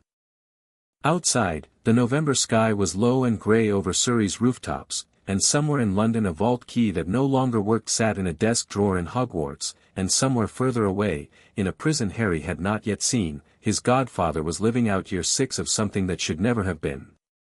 He opened the document to page 4, the section on ritual requirements. He started reading. Chapter 3, The Godfather's Cage. Summer arrived the way good things did in Harry's experience, later than expected, and with conditions attached. The condition, in this case, was Dudley's birthday party, which required Harry to spend an entire Saturday being invisible in the kitchen while 14 of Dudley's friends destroyed the living room and ate an amount of food that could have fed Harry for a month. He managed it, because he was good at managing things, and the next morning he was on the 7:43 to London with his school bag and his plans and enough gold for however long this took. He was 8 now. He'd been 8 since July. The difference between 7 and 8 was invisible to most people but felt significant to Harry in the way that increments always did, another year of being himself, another year of building the thing he was building. He'd grown an inch and a half, which he knew because Aunt Petunia had marked his height on the kitchen doorframe, partly out of some residual maternal instinct and partly, Harry suspected, because Gringotts had sent a very formal letter in March inquiring about the health and welfare of the heir to House Potter, and Aunt Petunia had subsequently begun feeding him considerably better. He didn't know what exactly Gringotts had put in that letter. He suspected it had been very polite and extremely specific about what failure to provide adequate care for a Gringotts account holder would mean in terms of legal liability. He appreciated the result without asking for the details. He changed trains at Paddington and took the Great Western to Cardiff. Penhallow was in Pembrokeshire, on the southwest coast of Wales, about 2 miles from a small village that Harry reached by local bus after a taxi from the train station, the driver of which had given him the specific look that adults gave unaccompanied children, suspicious, vaguely concerned, ultimately deciding it wasn't their business. Harry had looked back pleasantly and given a false name when asked, which wasn't something he did often but felt appropriate. The property was at the end of a lane that stopped being a road about halfway through and became a track of compacted stone and grass, climbing a mild coastal hill with the sea visible beyond it in long grey-green flashes. The house that appeared at the end of the track was not what Harry had expected, which by now he was accustomed to. It was old. Not picturesque old, not the managed antiquity of the houses in his history books. It was old the way cliffs are old, worn into its hillside with complete indifference to appearance, built from the same dark stone as the ground it sat on. 3 stories, narrow windows, a roof that had been repaired many times over what looked like centuries. The garden, if you could call it that, was a controlled explosion of plants that Harry was increasingly sure were not mundane. The gate was iron. When Harry put his hand on it, specifically the hand with the Potter ring, it opened without him pushing it. He went up the path and knocked on the front door, which was interesting, because the house was supposed to be unoccupied. He waited. Nobody answered. He tried the handle and the door opened, and he stepped inside. The interior was cold and dusty but not neglected. The dust had the quality of a room sealed against the weather rather than abandoned, the cold of thick stone walls in early summer rather than vacancy. The furniture was covered with Holland cloth. The floors were dark wood, dusty but intact. The windows were spelled somehow, Harry suspected, because they let in the light but not the visible grime of the outside world. There was a fireplace in the main room, and above it, on the mantel, was a portrait. Harry stopped. The portrait showed an older man, perhaps 60, in the painting, with the same unruly dark hair as Harry's father, and the same particular set to the jaw, though his eyes were different, grey, alert, with the expression of someone who has spent a long time thinking about a great many things and has come to peace with most of them. He was sitting in a chair Harry recognized as the one under the Holland cloth to the left of the fireplace. The painted man was watching him. "You came," the portrait said. Harry said, "You were expecting me." "Hoping," the portrait said. "There's a difference." He studied Harry with those painted grey eyes, and his expression did something careful and warm that Harry couldn't quite categorize. "You look like your father. The eyes are your mother's." "Are you my grandfather?" Harry said. "Charles Potter." "Yes." The portrait paused. "And you are Harry. I can tell by the ring. And by looking like my father." "And by looking like your father," Charles agreed, and there was something in his voice, a fondness for the acknowledgement, for a child who gave back as good as he got, that Harry filed away because it felt like information about what his family was. He sat down on the floor in front of the fireplace, because the chair under the Holland cloth seemed like it would take too long to uncover, and he looked up at his grandfather's portrait. "Dad said you left instructions here," he said. "I left quite a lot, actually," Charles said. "Though I confess I hoped they wouldn't be necessary. I hoped you would arrive here at 11 with your father, and he would show you everything, and I would just be the portrait that tells embarrassing stories." He paused. "I gather that is not what happened." "No," Harry said. Charles was quiet for a moment. "Tell me where you are. In terms of what you know." Harry told him. He was concise and complete. He'd always found it easier to organize information for someone else because it forced him to be clear about what was gap and what was fact. He went through the Gringotts meetings, the ledger, the letters from his parents, the recovery demand, Dumbledore's response, the ministry complaint, and the Heritage Rights Act, and what he understood so far about Sirius Black. When he finished, Charles was quiet for a long moment. "You're 8, Charles said. "Yes." James was 8 and he still couldn't read a Gringotts ledger. "Dad had someone to explain things to him," Harry said, without heat. Charles looked at him steadily. "Yes," he said. "He did." Another pause, something passing through the painted face. "All right. Then let's make use of the time." He stayed for 4 days. He'd told the Dursleys he was at a school friend's camping trip, which was the first time he'd lied to them about anything significant, and it worked because school friends were something they'd always assumed he didn't have and therefore never inquired about. Charles's portrait was not a living memory, portraits of wizards weren't the people themselves, just very sophisticated magical impressions, but it was sophisticated enough to hold a great deal. The portrait knew the family history going back 12 generations. It knew the workings of the Potter family magic, the ancestral properties, the investments, the library. It knew Wizengamot procedure from 30 years of sitting on the family seat. And it knew Albus Dumbledore. They were never friends, Charles said, on the second day. They'd fallen into a rhythm, mornings of walking the property and talking, afternoons of reading, evenings back in front of the fireplace. James admired him. Many people did. But your grandfather Fleamont, my father, was always cautious. He used to say that Dumbledore's tragedy was that he was genuinely brilliant and genuinely good, and those two things together made him catastrophically certain that he knew best. The greater good, Harry said. Charles raised an eyebrow. You've read about Grindelwald. Grindelwald and Dumbledore were close when they were young, Harry said. That phrase, for the greater good, it's associated with Grindelwald's ideology.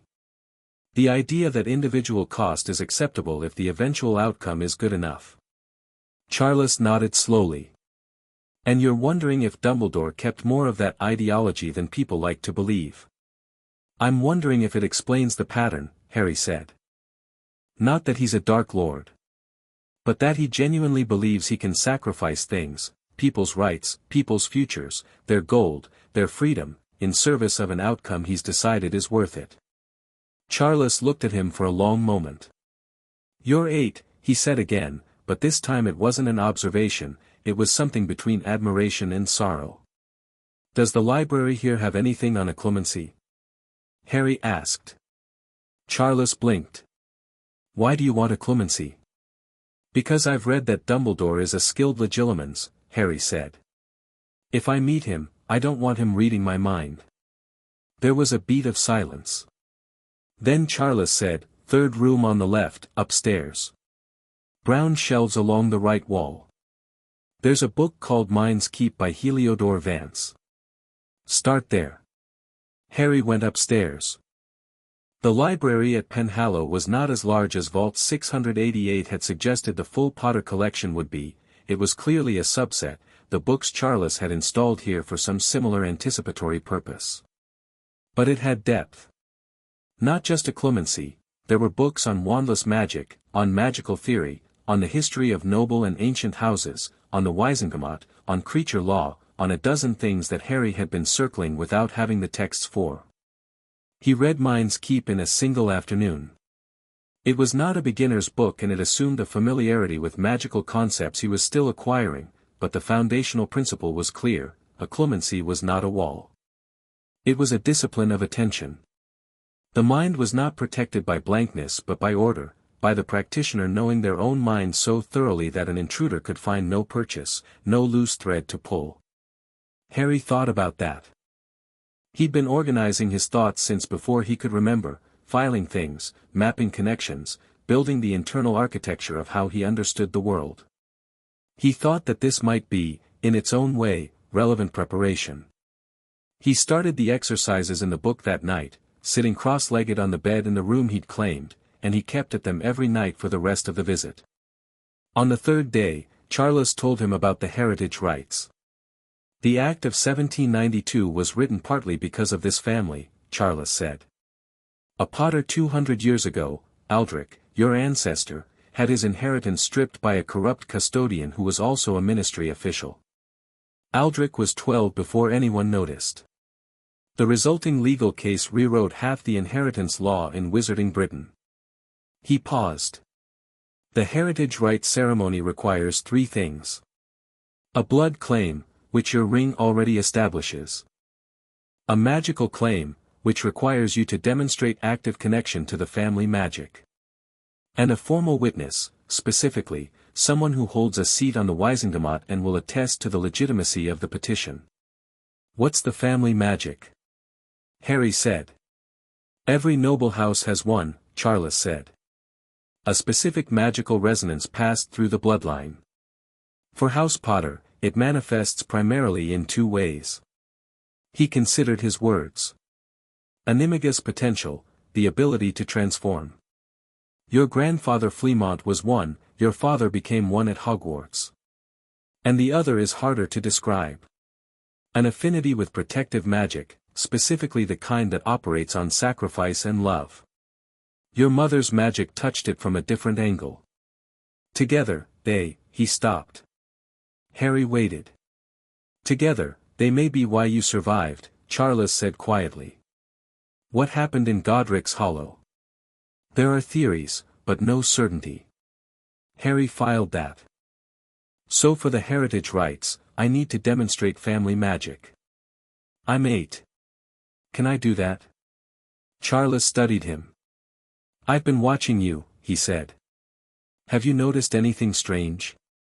About your magic, when you feel things strongly? Harry thought about the time he'd ended up on the school roof after Dudley cornered him in the playground. He thought about the glass at the zoo, the time he'd accidentally vanished the back of his jumper when it was too hot. He thought about the way the gate at Penhallow had opened to the ring without being touched. Accidental magic, Harry said. Not accidental, Charles said. Intentional magic without a wand. It responds to need and will, which in children appears accidental because they don't know they're directing it. But you've been aware of it, haven't you? You've been noticing the pattern. Yes, Harry said. Try something, Charles said. Focus. Don't reach, settle. Feel the thing you want to happen and let it. Harry looked at the holland cloth on the chair. He thought about it moving. Not forcefully, not a shove, but lifting, folding back, the way cloth moves when someone removes it carefully.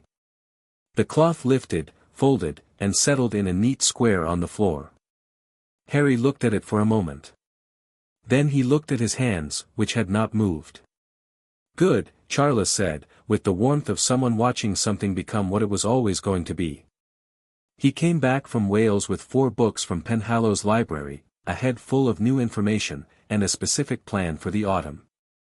The plan had 2 tracks. The first was legal. The ministry complaint was moving. Sharpthorne had written in June to say the audit committee had reviewed the initial filing and escalated it to the full Department of Magical Law Enforcement, and that there would be a formal inquiry hearing sometime in the autumn. The writ of recovery application was before the Wizengamot. These things moved slowly, but they were moving, and they were public, which was the point. The second track was serious.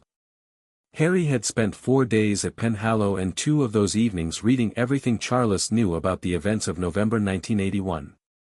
Charles's portrait knew a great deal, not first-hand, but through accumulated record, newspaper reports, legal filings, the gossip of a painting that had been at Penhallow while the world fell apart. The story was this: on the morning of November 2, 1981, one day after Voldemort was destroyed and Harry was found in the ruins of his parents' house in Godric's Hollow, Sirius Black had confronted Peter Pettigrew on a street in London. There had been an explosion. 12 Muggles died. Peter Pettigrew was apparently killed, though only a finger was ever found. Sirius was taken by Aurors. 3 days later, he was in Azkaban. No trial. The Azkaban transfer records, which were technically public documents, listed the authorizing official as Bartemius Crouch Sr., head of magical law enforcement. The same man who, Harry had read, had authorized Aurors to use unforgivable curses during the war. A man known for ruthlessness in the aftermath of the conflict. And Dumbledore, who had known Sirius was the godfather, had known the terms of the Potter will, had placed Harry with the Dursleys anyway, and had apparently made no inquiry at any point into whether the man in Azkaban had been tried. Harry had added that to his list. What he needed, for the Sirius track, was a specific kind of legal mechanism, a petition for post-conviction review, which under the Wizengamot rules could be filed by a family member or designated legal representative of the imprisoned party. Sirius had no family willing to help him. The Black family was complicated, fractured, and largely had been Death Eaters or Death Eater adjacent. But Harry wasn't family. He was, however, the son of the man Sirius had been godfather to. And under the Heritage Rights Act, specifically an obscure subsection that Harry had found in Mind's Keep of all places, footnoted without comment. A recognized heir to a noble house had standing to petition for review of any conviction that had materially affected the welfare of that heir. Sirius, as his godfather and intended guardian, had been removed from his life by an imprisonment that Harry was increasingly certain was wrongful. That removal had materially affected his welfare. The legal connection was there. He just needed the Wisingamot seat first. And for that, he needed the heritage rights. He was building a staircase and he knew the order of the steps. In October, something shifted. It started with a letter from Gringotts, delivered in the usual way, which said that the Audit Committee inquiry had been set for the 15th of November and that the Potter estate's interests would be represented by Gringotts' own legal counsel, a goblin named Brassclaw, who was described in the letter as the finest practitioner of wizarding law currently operating and not a person to trifle with. Harry wrote back and asked if he could attend. Gringotts wrote back within 2 days, technically, as the account holder and the injured party, you have the right to be present. However, we note that you are 8 years old and the hearing will include ministry officials and possibly Albus Dumbledore himself. Please confirm whether you still wish to attend. Harry wrote back, yes. There was a pause of 4 days. Then Sharpthorn's handwriting again, Director Ragnarok suggests you arrive early. He will meet you personally. The Ministry of Magic was underground, which Harry found appropriate. It occupied a sprawling complex beneath London that he reached via a red telephone box on a street near the river, dropping coins in and stating his name and purpose, Harry Potter, attending an audit committee hearing, and descending in a cramped phone box lift that opened into an atrium the size of an aircraft hangar. Harry had been to Gringotts twice. He had walked through Diagon Alley, pushed through the leaky cauldron, navigated the train systems of London and southern England. He was not generally rattled by new places. But the ministry atrium was something else, the golden ceiling with its moving magical sky, the fireplaces roaring with green flame along the far wall, the fountain in the center, and the absolute crush of people in robes of every kind moving through it with the determined energy of a place where things happened and mattered. People looked at him. Not everyone, not even most, but enough. He was a child alone in the Ministry of Magic, which was unusual enough. And some of them, the ones who looked twice, whose eyes dropped to the scar or to the ring, those looks had a different quality. Recognition and something else. Something complicated. He didn't look away from any of them. He kept walking. Ragnarok was waiting near the inquiry room, which was on level 2, magical law enforcement, and he was accompanied by a goblin Harry hadn't met, shorter and older seeming than Ragnarok, which was saying something, with the particular manner of someone who treated every room like a courtroom they were about to win. Mr. Potter, Ragnarok said. This is Brassclaw. Mr. Potter, Brassclaw said, in the voice of someone taking a precise measurement. I have reviewed the complete file. I understand you have read the Magical Law Practitioner's Guide. Most of it, Harry said. Good. Then I won't condescend. The hearing today is an inquiry, not a trial.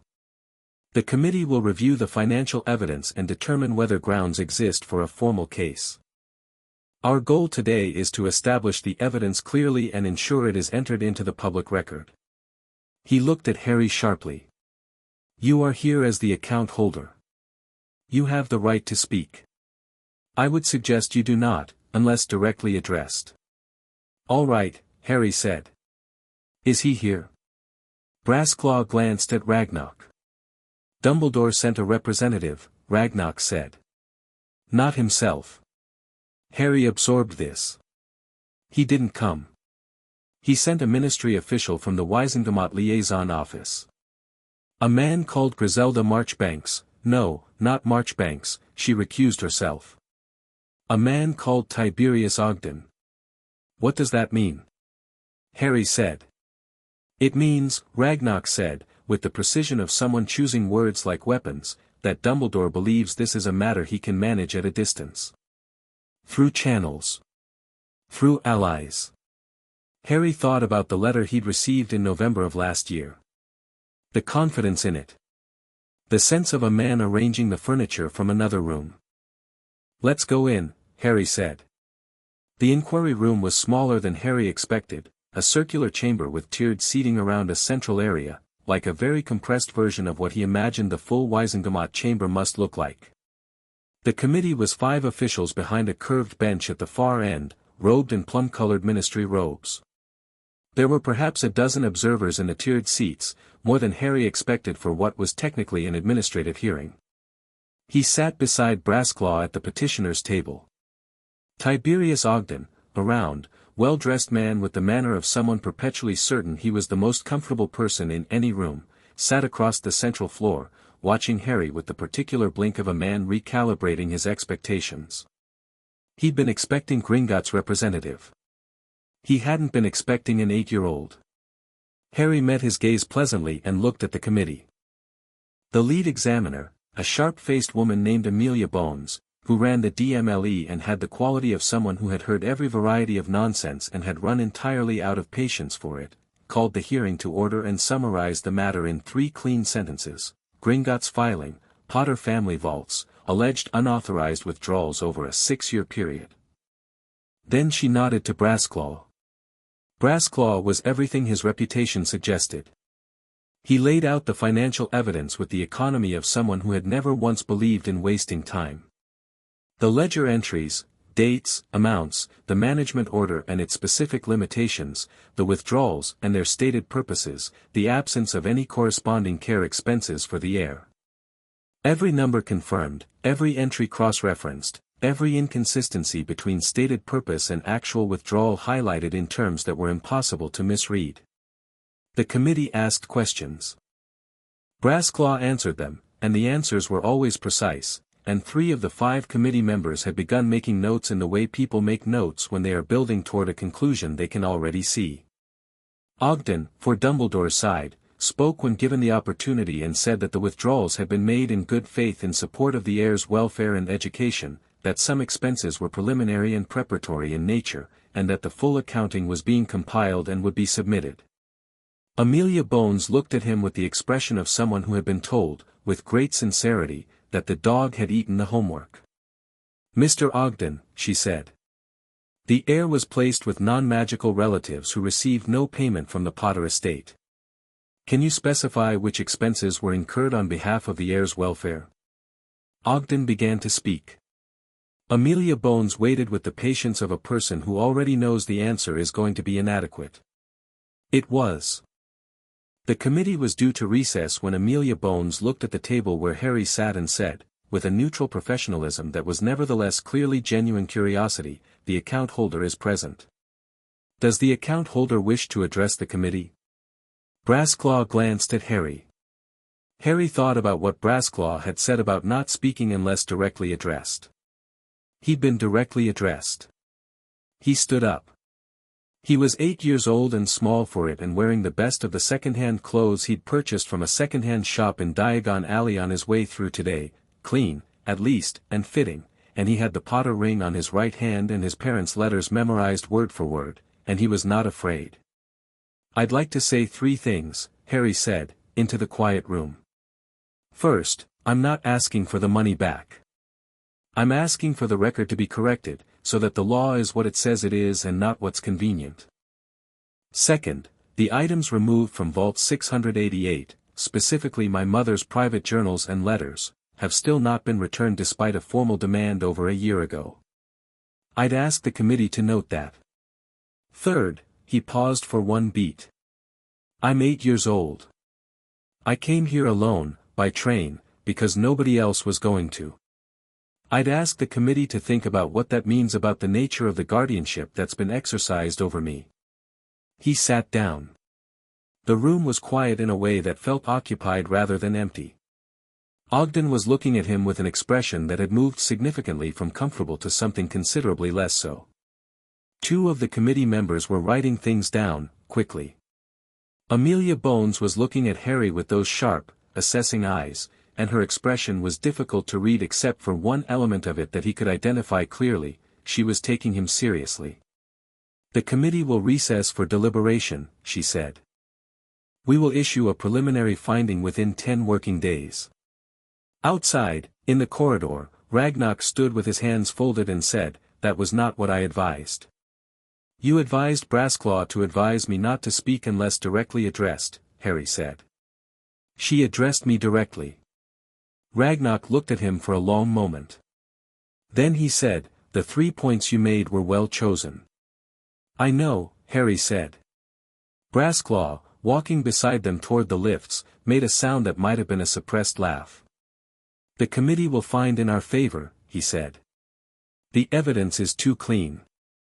Dumbledore will be required to repay the full amount and return all items." He glanced at Harry. "In my professional opinion, you should have let me handle it without the speech." "In my professional opinion," Harry said, "the speech was necessary because the money isn't the point." Brassclaw looked at him. "The committee finding matters," Harry said, "but what matters more is that this is now a public record. People will read it. People will ask questions. And the next time Dumbledore makes a decision about my life, there will be people who already know this story."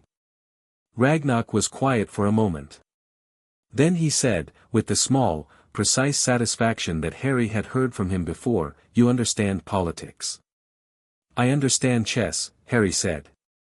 "The finding came in 9 days, 1 day early, which Brassclaw described as unusual and Ragnar described as, in his flattest tone, telling. It was against Dumbledore. Fully. The committee found that the withdrawals constituted unauthorized custodial use of estate funds, ordered full repayment with interest, and directed the formal return of all items removed from Vault 688 within 14 days. The finding was filed as a public record. Harry read it twice. Then he filed it in the mental folder alongside the letters from his parents and the heritage rights documents and the list of things still to be done. He wrote to Ragnar that same afternoon, "I want to proceed with the heritage rights petition. I have established the blood claim. I believe I can establish the magical claim. I need to identify a Wisengamot witness. Do you have any suggestions?" Ragnar's reply arrived in 48 hours, "There is a woman named Augusta Longbottom. She holds the seat for House Longbottom and has been a critic of custodial law gaps for several years, since the circumstances of her own son's incapacitation. She is formidable. She does not like Dumbledore, though she has never said so publicly. She is exactly the kind of person who will either refuse you outright or become one of your greatest allies. There will be no middle ground. I suggest you write to her directly. I suggest you be completely honest." Harry looked at the name for a while. He had the history book from his first Diagon Alley visit and he looked her up. Augusta Longbottom had lost her son Frank and daughter-in-law Alice to Death Eaters who had tortured them into incapacitation. They were at St. Mungo's Hospital, had been since the end of the war, alive but not themselves. She was raising her grandson Neville. He thought about a woman who had watched her son's life be taken by violence, and who had no justice for it, and who knew something about watching the people you loved be at the mercy of events that were supposed to have been managed properly. He took out parchment and wrote the most honest letter he'd written yet. "Dear Mrs. Longbottom, my name is Harry Potter. I am 8 years old. I am writing to you because Director Ragnar of Gringotts suggested I should, and because I have a request that I think deserves a direct explanation rather than a managed one. I have read about your son and daughter-in-law. I'm very sorry for what happened to your family. I am pursuing the heritage rights emancipation procedure under the Act of 1792. I have the blood claim and I believe I have the magical claim. I need a Wisengamot witness of standing, someone who will attend a formal petition and attest to its legitimacy. I am asking you because Ragnar said you care about the right things, and because I think you understand what it means when the people who are supposed to be keeping things in order fail to do it. I won't pretend this is without political consequence. It will be. Albus Dumbledore has been my custodian in all but name, and this petition will be, among other things, a formal statement that his custodianship was inadequate. I think you should know that plainly before you decide. I know this is a significant request from someone you've never met. I am happy to meet with you first, wherever and whenever is convenient for you. Yours sincerely, Harry Potter. He sent it via Gringotts, which had a more secure delivery than the standard owl post. Her reply arrived in 3 days. It was short and direct and in handwriting that moved like a woman marching. Mr. Potter, come to tea on the 22nd. 2 o'clock. Longbottom House, Devon. The Floo address is Longbottom Hall. I will add you to the permissions. I trust you know how to use a Floo network. If not, ask Gringotts to arrange a port key. I should warn you that my grandson Neville will almost certainly be present and is 7 and not very fearsome, but he will be curious. Augusta Longbottom. Harry wrote back, I know how to use a Floo network. I will be there at 2. Thank you.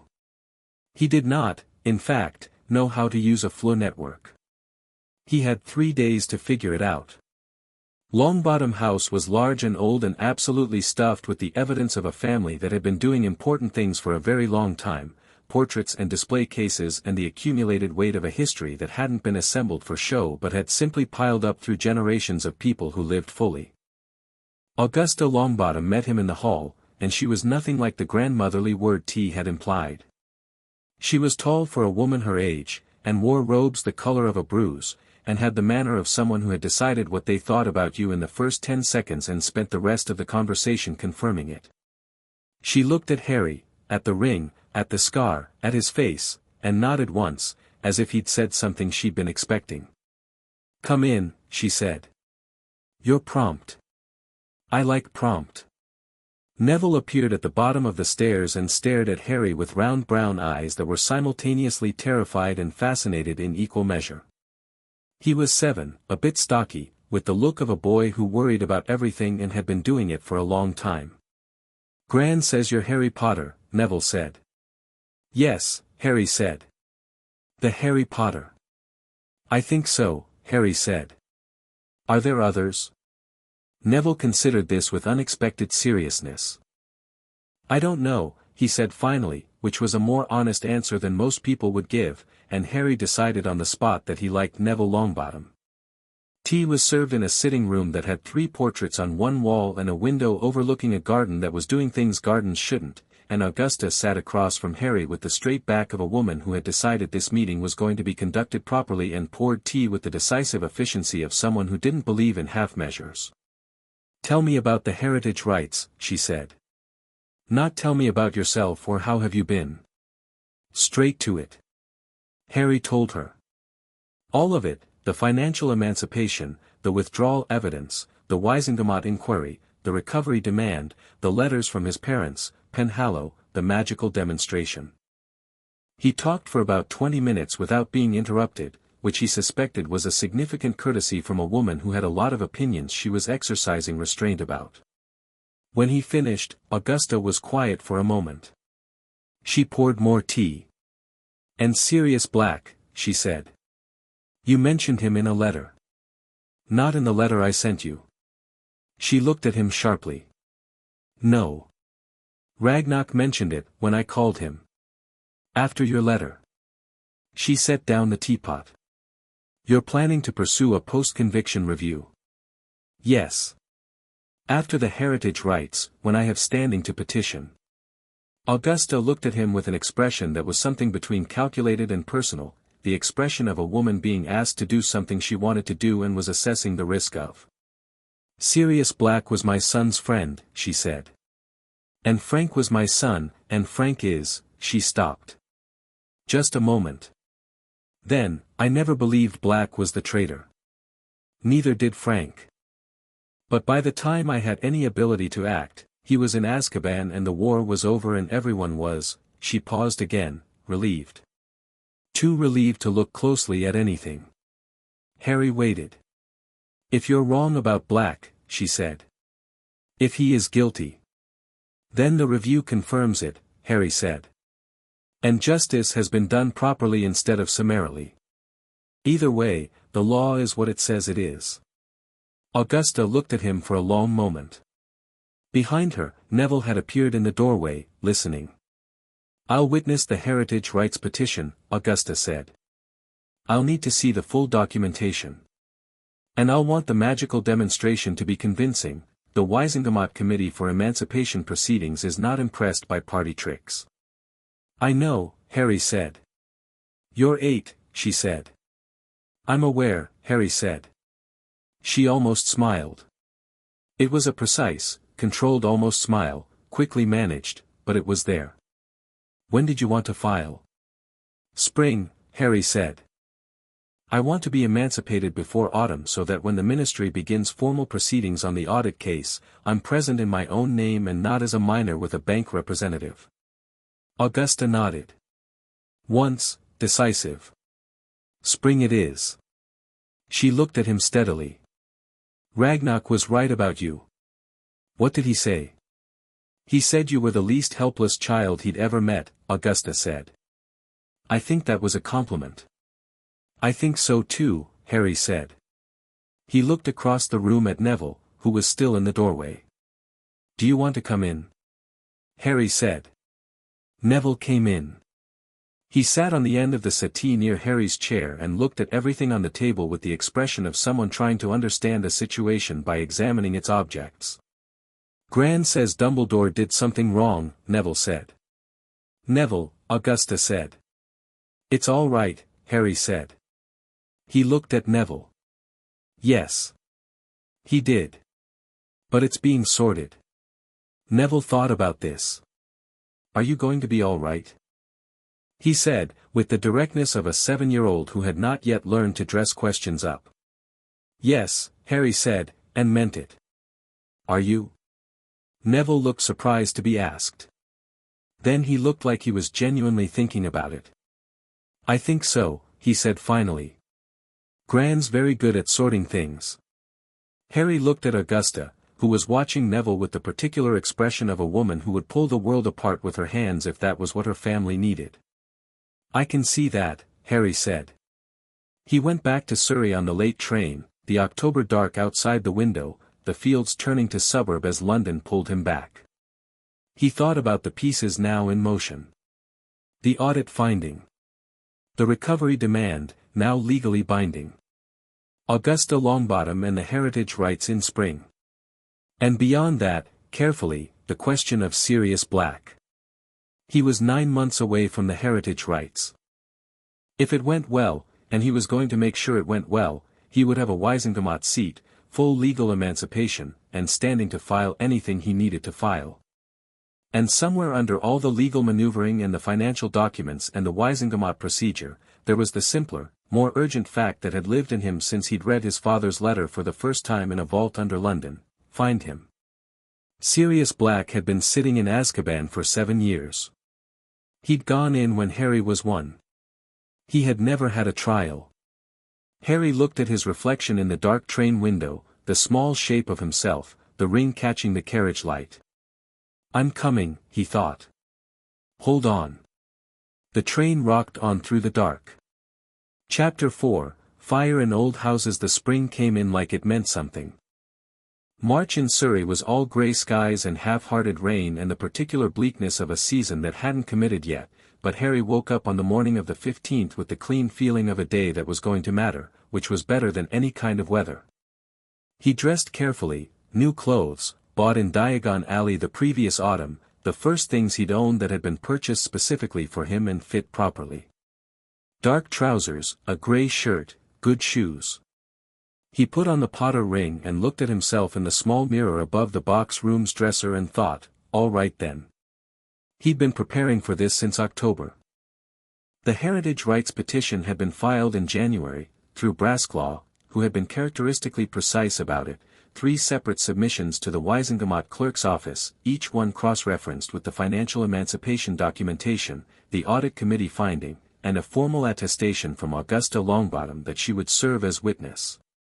The hearing had been scheduled for the 15th of March at 11 o'clock in Courtroom 5 of the Ministry of Magic. Harry had spent the intervening time doing 3 things. He'd continued the occlumency exercises every night without fail, and they were working. His mind had acquired a quality he could only describe as organized depth, the way a library becomes more navigable the more carefully you arrange it.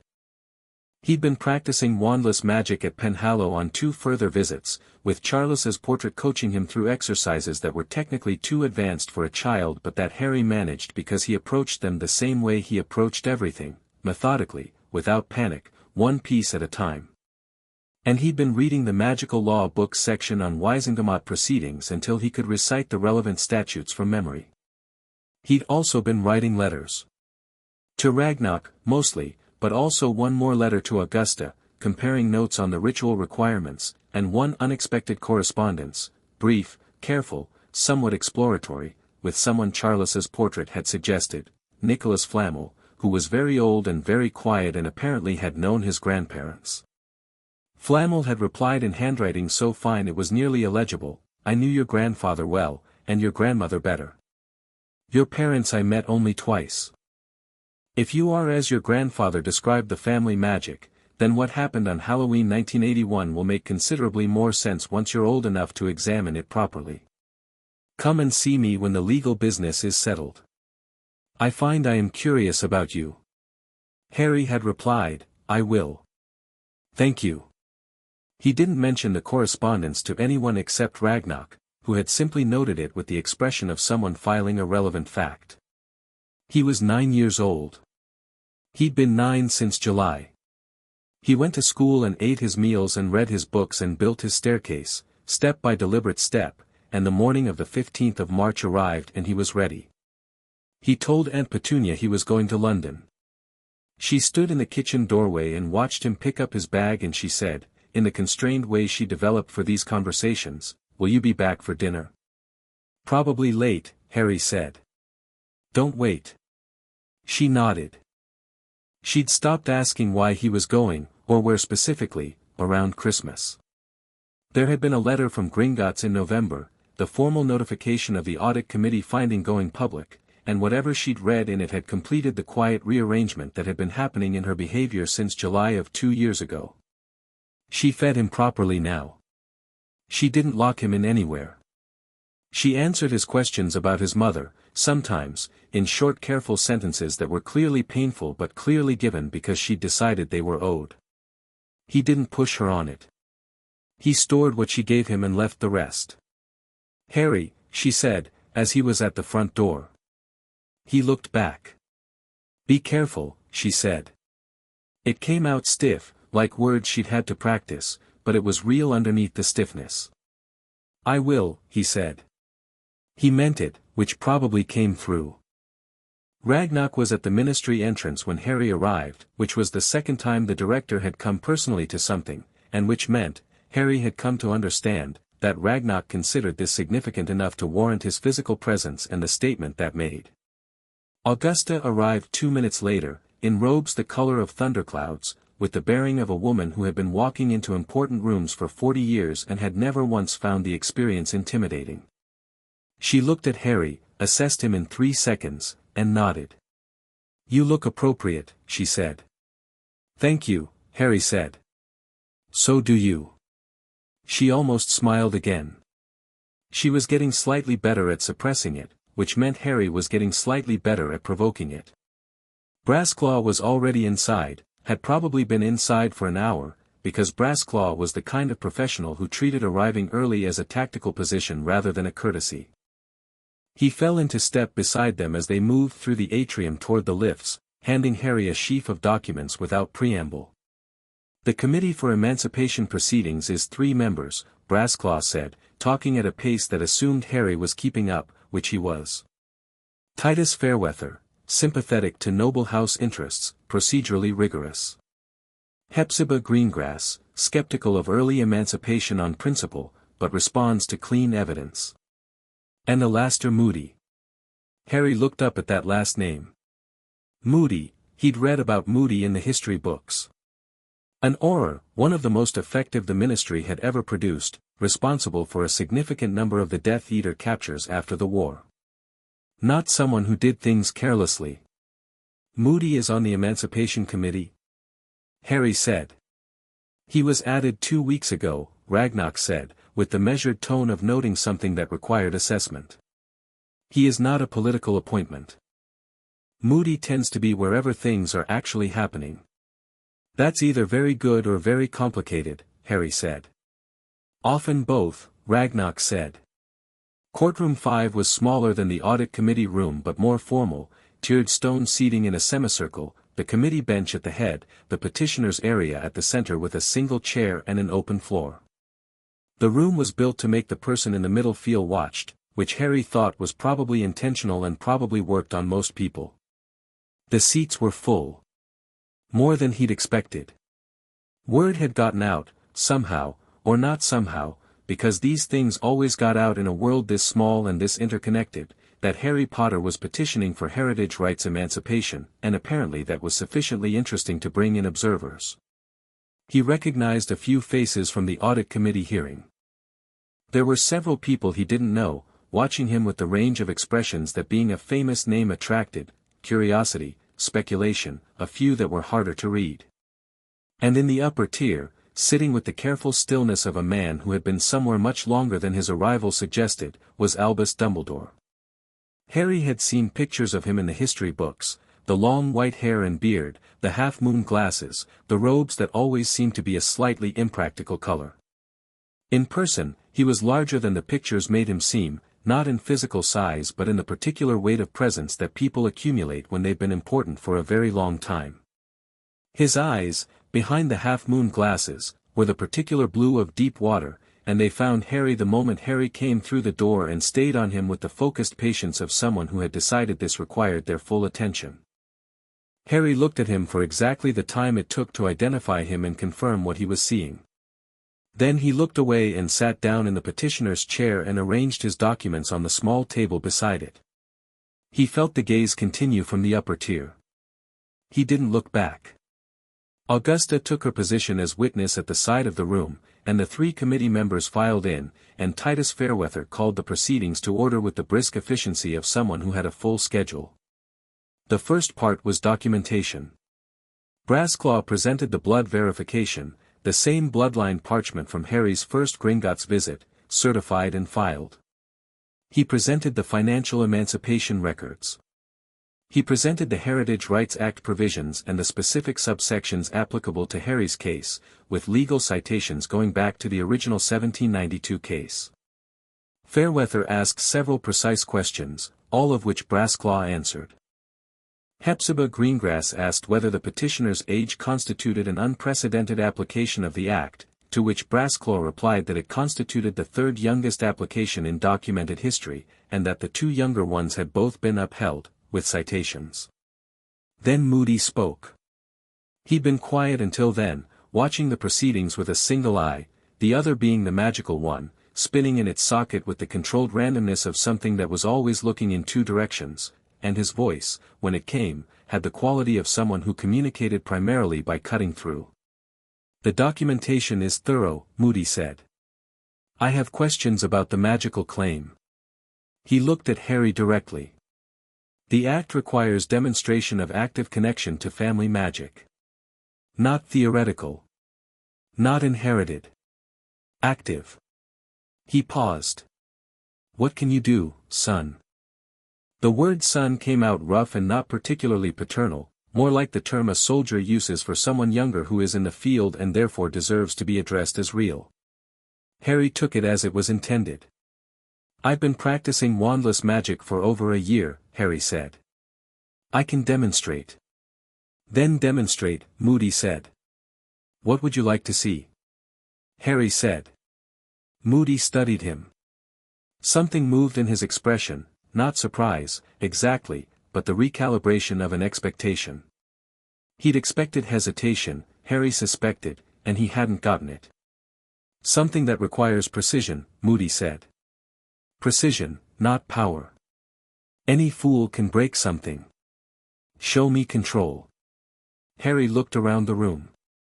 His eyes settled on the table beside his chair, on the stack of documents.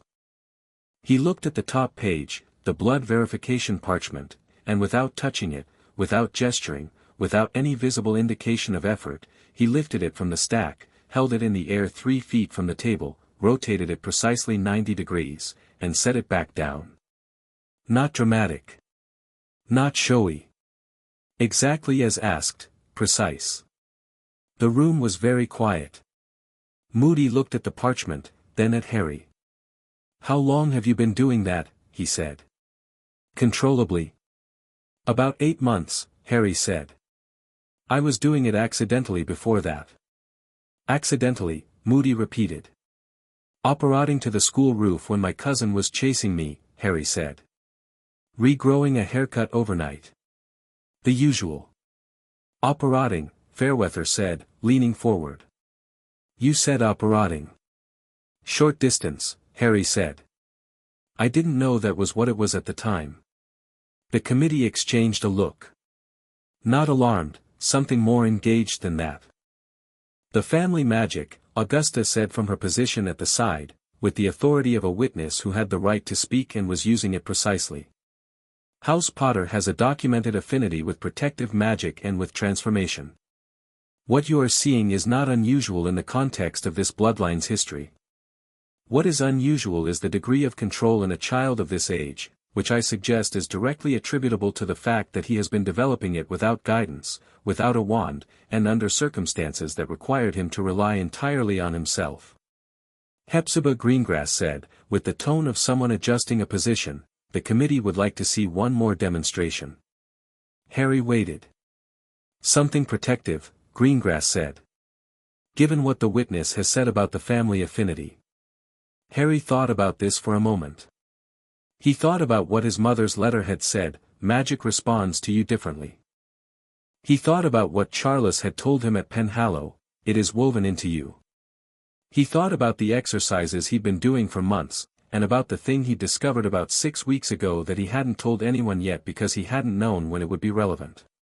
He stood up from the chair. He moved to the center of the floor, the open space the room was built around. He held out his left hand, palm up, and concentrated. The magic came from somewhere in the center of his chest. He could feel it moving outward, not like a force but like light from a lamp, spreading from a fixed point. It manifested visibly, a warm gold-white shimmer that spread outward from his palm and kept spreading, expanding past his arm, past his body, filling the floor of the courtroom in a dome of soft light that pushed outward to the walls and held there, steady, before he drew it back. It lasted about 10 seconds. When he pulled it back in, the room felt warmer than it had before, in the way rooms feel after a fire has been lit. The silence that followed was the kind that has texture. Moody was leaning forward. His magical eye had stopped its habitual movement and was fixed on Harry with an intensity that was almost physical. "That's not a demonstration," he said. "That's a blood ward. Raw and unshaped, but that's the signature. That's," he stopped himself. Looked at the other 2 committee members. Looked back at Harry. "How," Moody said, and for the first time his voice had something in it that wasn't just assessment. Something closer to what people felt when they saw things they'd only read about. "I don't know," Harry said honestly. "It started happening about 6 weeks ago, during the occlumency exercises. It's connected to the mental discipline, I think. When the mind is organized in a certain way, the magic finds its shape more easily." Moody sat back. He said nothing for a long moment. Then he said, to the other committee members, "I've seen that ward twice in my career. Once on a property that was 200 years old. Once being cast by a master warder with 40 years' experience." He looked at Harry. "Never from a 9-year-old.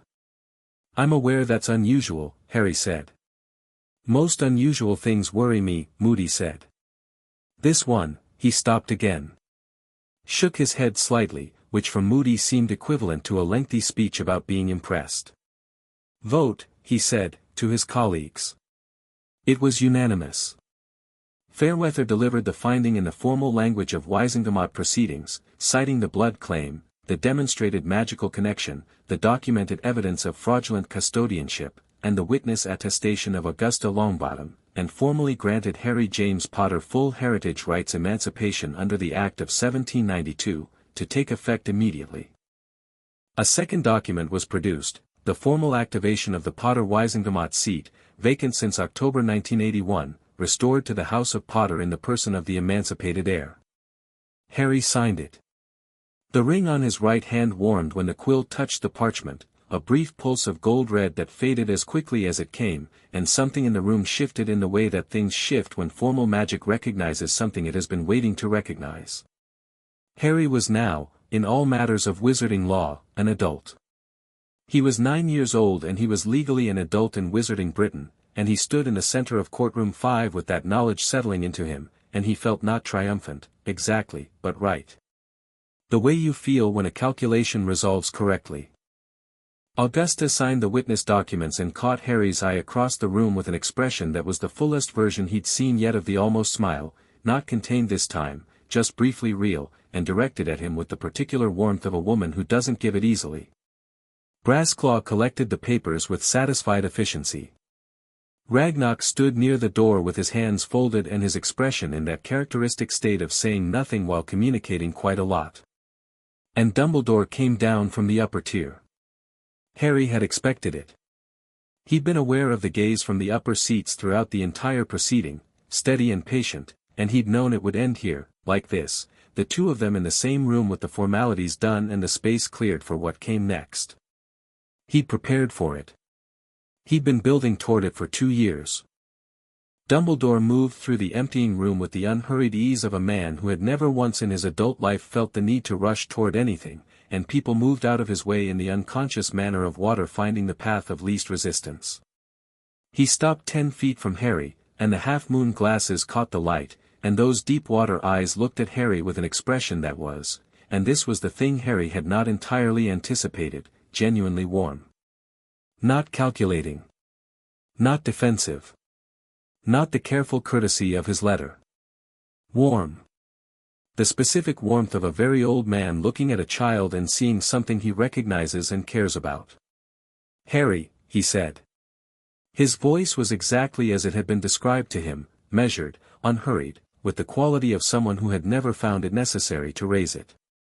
Mr. Dumbledore, Harry said. A small thing moved in Dumbledore's expression. The name rather than the title, said by a 9-year-old in a formal ministry courtroom with the tone of someone who has decided on the terms of an interaction. You've had quite a busy 2 years, Dumbledore said. I confess, I underestimated you considerably. I noticed, Harry said. Dumbledore looked at him steadily. Around them, the room was still clearing, Brassclaw moving toward the door, Augusta standing a discreet distance away, watching with the focused attention of someone who has decided to observe rather than intervene unless intervention is necessary. Ragnarok hadn't moved at all. I want you to know, Dumbledore said, that everything I did was with your welfare as the primary consideration. I want to tell you that in person, because I think you deserve that directness. The vault withdrawals, Harry said, were used in service of preparations for your future. For research, for resources that will matter when the time comes, 287,000 galleons, Harry said. 6 years.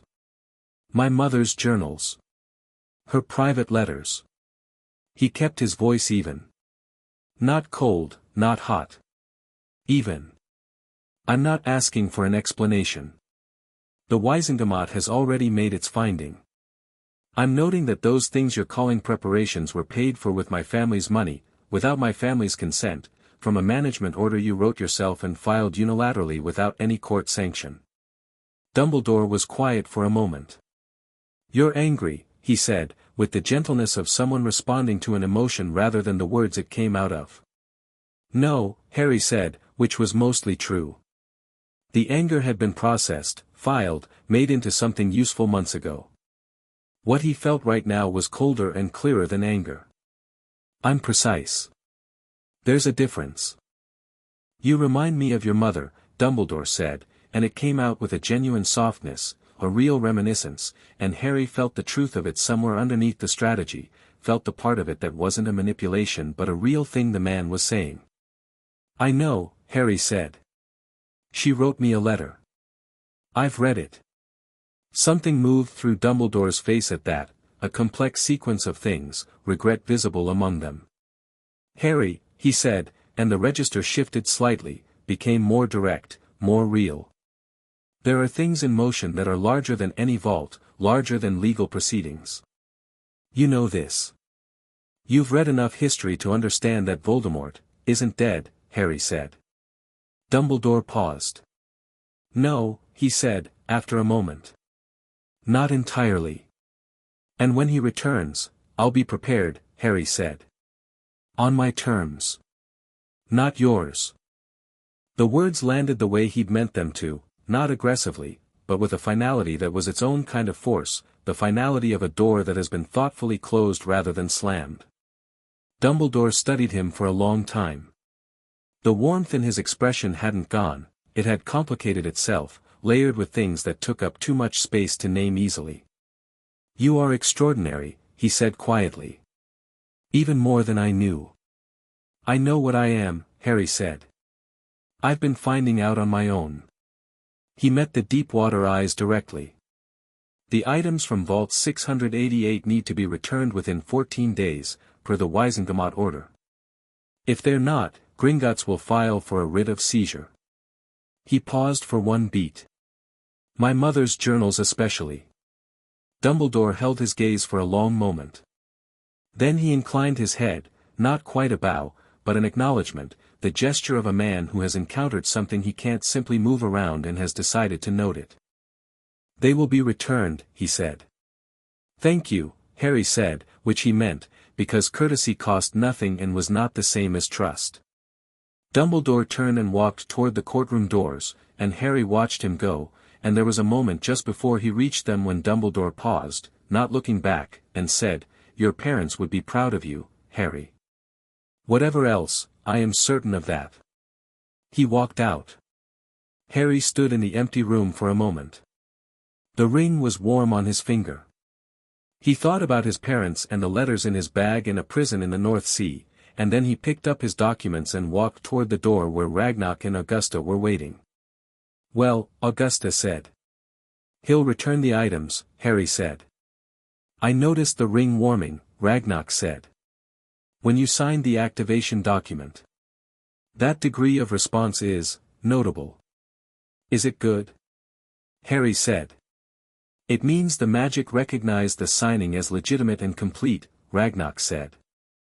It means every clause of the heritage rights, every provision of the family title, every protection and privilege that the Potter name carries, they are all now yours. Active. He paused. It is very good. Harry nodded. Good, he said. Because I need to file the post-conviction review petition for Sirius Black. Today, if the clerk's office will take it. Augusta said, I anticipated that. She produced a document from somewhere inside her robes. The woman apparently had pockets with architectural dimensions. I filed it this morning, before the hearing. Given that the heritage rights might go either way, I filed it conditionally, to be activated upon successful emancipation. The clerk's office has it. Harry looked at her. I didn't tell you, she said, with the slight precision of someone not apologizing for a decision they'd made correctly, because I didn't want to add to the pressure of today. You had enough to manage. Thank you, Harry said. Don't thank me. I want Black out of that prison because I believe he's innocent, and because the alternative, that Bartemius Crouch sent a man to Azkaban for life without a trial during a time of political panic, is exactly the kind of institutional failure that gets repeated if nobody makes an example of it. She straightened her robes. But yes. Also for you. I'll take it, Harry said. They ate lunch in a small place near the ministry, all three of them, because Brassclaw joined without being invited and wasn't uninvited, and it had the slightly strange quality of a celebration that couldn't be fully acknowledged because there was still too much to do. But there was food and the afternoon light coming through the window and the fact of the morning behind them, which was enough. Harry ate and thought and listened to Ragnock and Augusta discuss Wisengamot procedure with the fluency of two people who had been navigating it from different angles for decades, and he felt something he couldn't quite name, not happiness, exactly, though that was somewhere in it. More like rightness. The feeling of things being what they were supposed to be. He thought about the Dursleys, because the emancipation had a practical dimension that he hadn't fully resolved yet. Full legal emancipation under wizarding law meant he no longer required a wizarding guardian, but it didn't automatically resolve the matter of his Muggle guardianship, and he was still a 9-year-old boy who lived on Privet Drive, which was technically a problem. The Muggle guardianship, he said, cutting across a discussion of Wizengamot scheduling. Does the heritage rights emancipation supersede it? Not automatically, Brassclaw said, without missing a beat. You would need a formal dissolution of the Muggle guardianship through a family court order, or alternatively a voluntary relinquishment from the current guardians. Harry thought about his aunt and uncle. He thought about the phone call in July 2 years ago, and about Aunt Petunia marking his height on the doorframe, and about "be careful" said stiffly but genuinely on his way out the door that morning. "I'll talk to them," he said. "Talk to them," Augusta repeated, as if the phrase had arrived in an unexpected shape. "They're not bad people," Harry said, which was complicated but true in a limited way. "They were frightened. They're still frightened, but they've gotten used to it." He looked at his plate. "I think my aunt knew what she was doing when she agreed to take me in. Not what Dumbledore wanted her to know, but she knew it was for protection. She chose it, even if she made a mess of how she lived with it." He paused. "I think she deserves to be asked rather than told." Augusta looked at him with an expression that was, for once, not calculated at all. Just real. "Your mother raised a good man," she said. "She wrote me instructions," Harry said. "I'm following them." He spoke to the Dursleys that evening. He'd thought about how to do it for a while, on the train back, walking from the station, and concluded that the only way was directly. He came into the kitchen where they were finishing dinner, Dudley already gone upstairs, and he stood at the end of the table and said, "I need to talk to you both." Vernon and Petunia looked at him. Vernon looked the way he always looked on these occasions now, braced, resigned, the man who had been expecting a particular conversation for 3 years and had developed a coping strategy based on enduring it. Petunia looked like herself, which was to say complicated and guarded, but listening. Harry sat down at the table. "I was emancipated today," he said. "Legally, under wizarding law, I'm an adult. That means I have full control of my family's estate, my family's property, my Wizengamot seat." He watched their faces. "I can live independently. I have the means to." Vernon made a sound that was beginning to be a comment and decided against it. "But my Muggle guardianship is separate," Harry said. "That's you. And technically, until I'm 18 under Muggle law, you're responsible for me." He looked at them both. "I'm not going to the courts to dissolve it unless you want me to. That would be messy and public and I don't think anyone wants that." He paused. "I'm asking if you'd be willing to formally relinquish guardianship, voluntarily. You'd sign a document that Brassclaw will draft. It just says you acknowledge my independent status and release the legal obligation." Petunia said, "Where would you live?"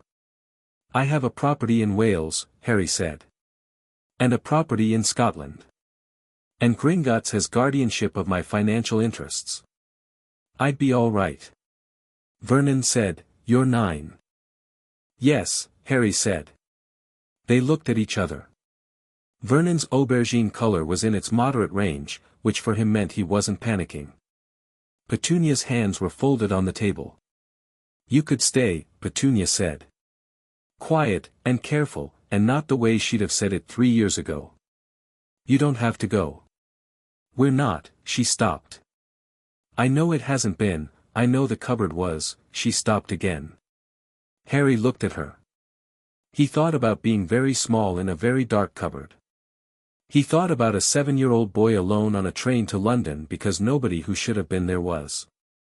He thought about his mother, who had been Petunia's sister, and about what that might feel like from the other direction. "It was hard," he said, quietly and without blame. "But I'm all right. And I think you both need the life you actually wanted, without me in it making everything complicated and frightening." Petunia's jaw moved. Something went through her face that was not quite grief but was adjacent to it, the expression of a woman confronting a truth she'd known for a long time. "Lily," she said, and stopped. "She loved you," Harry said. "She told me."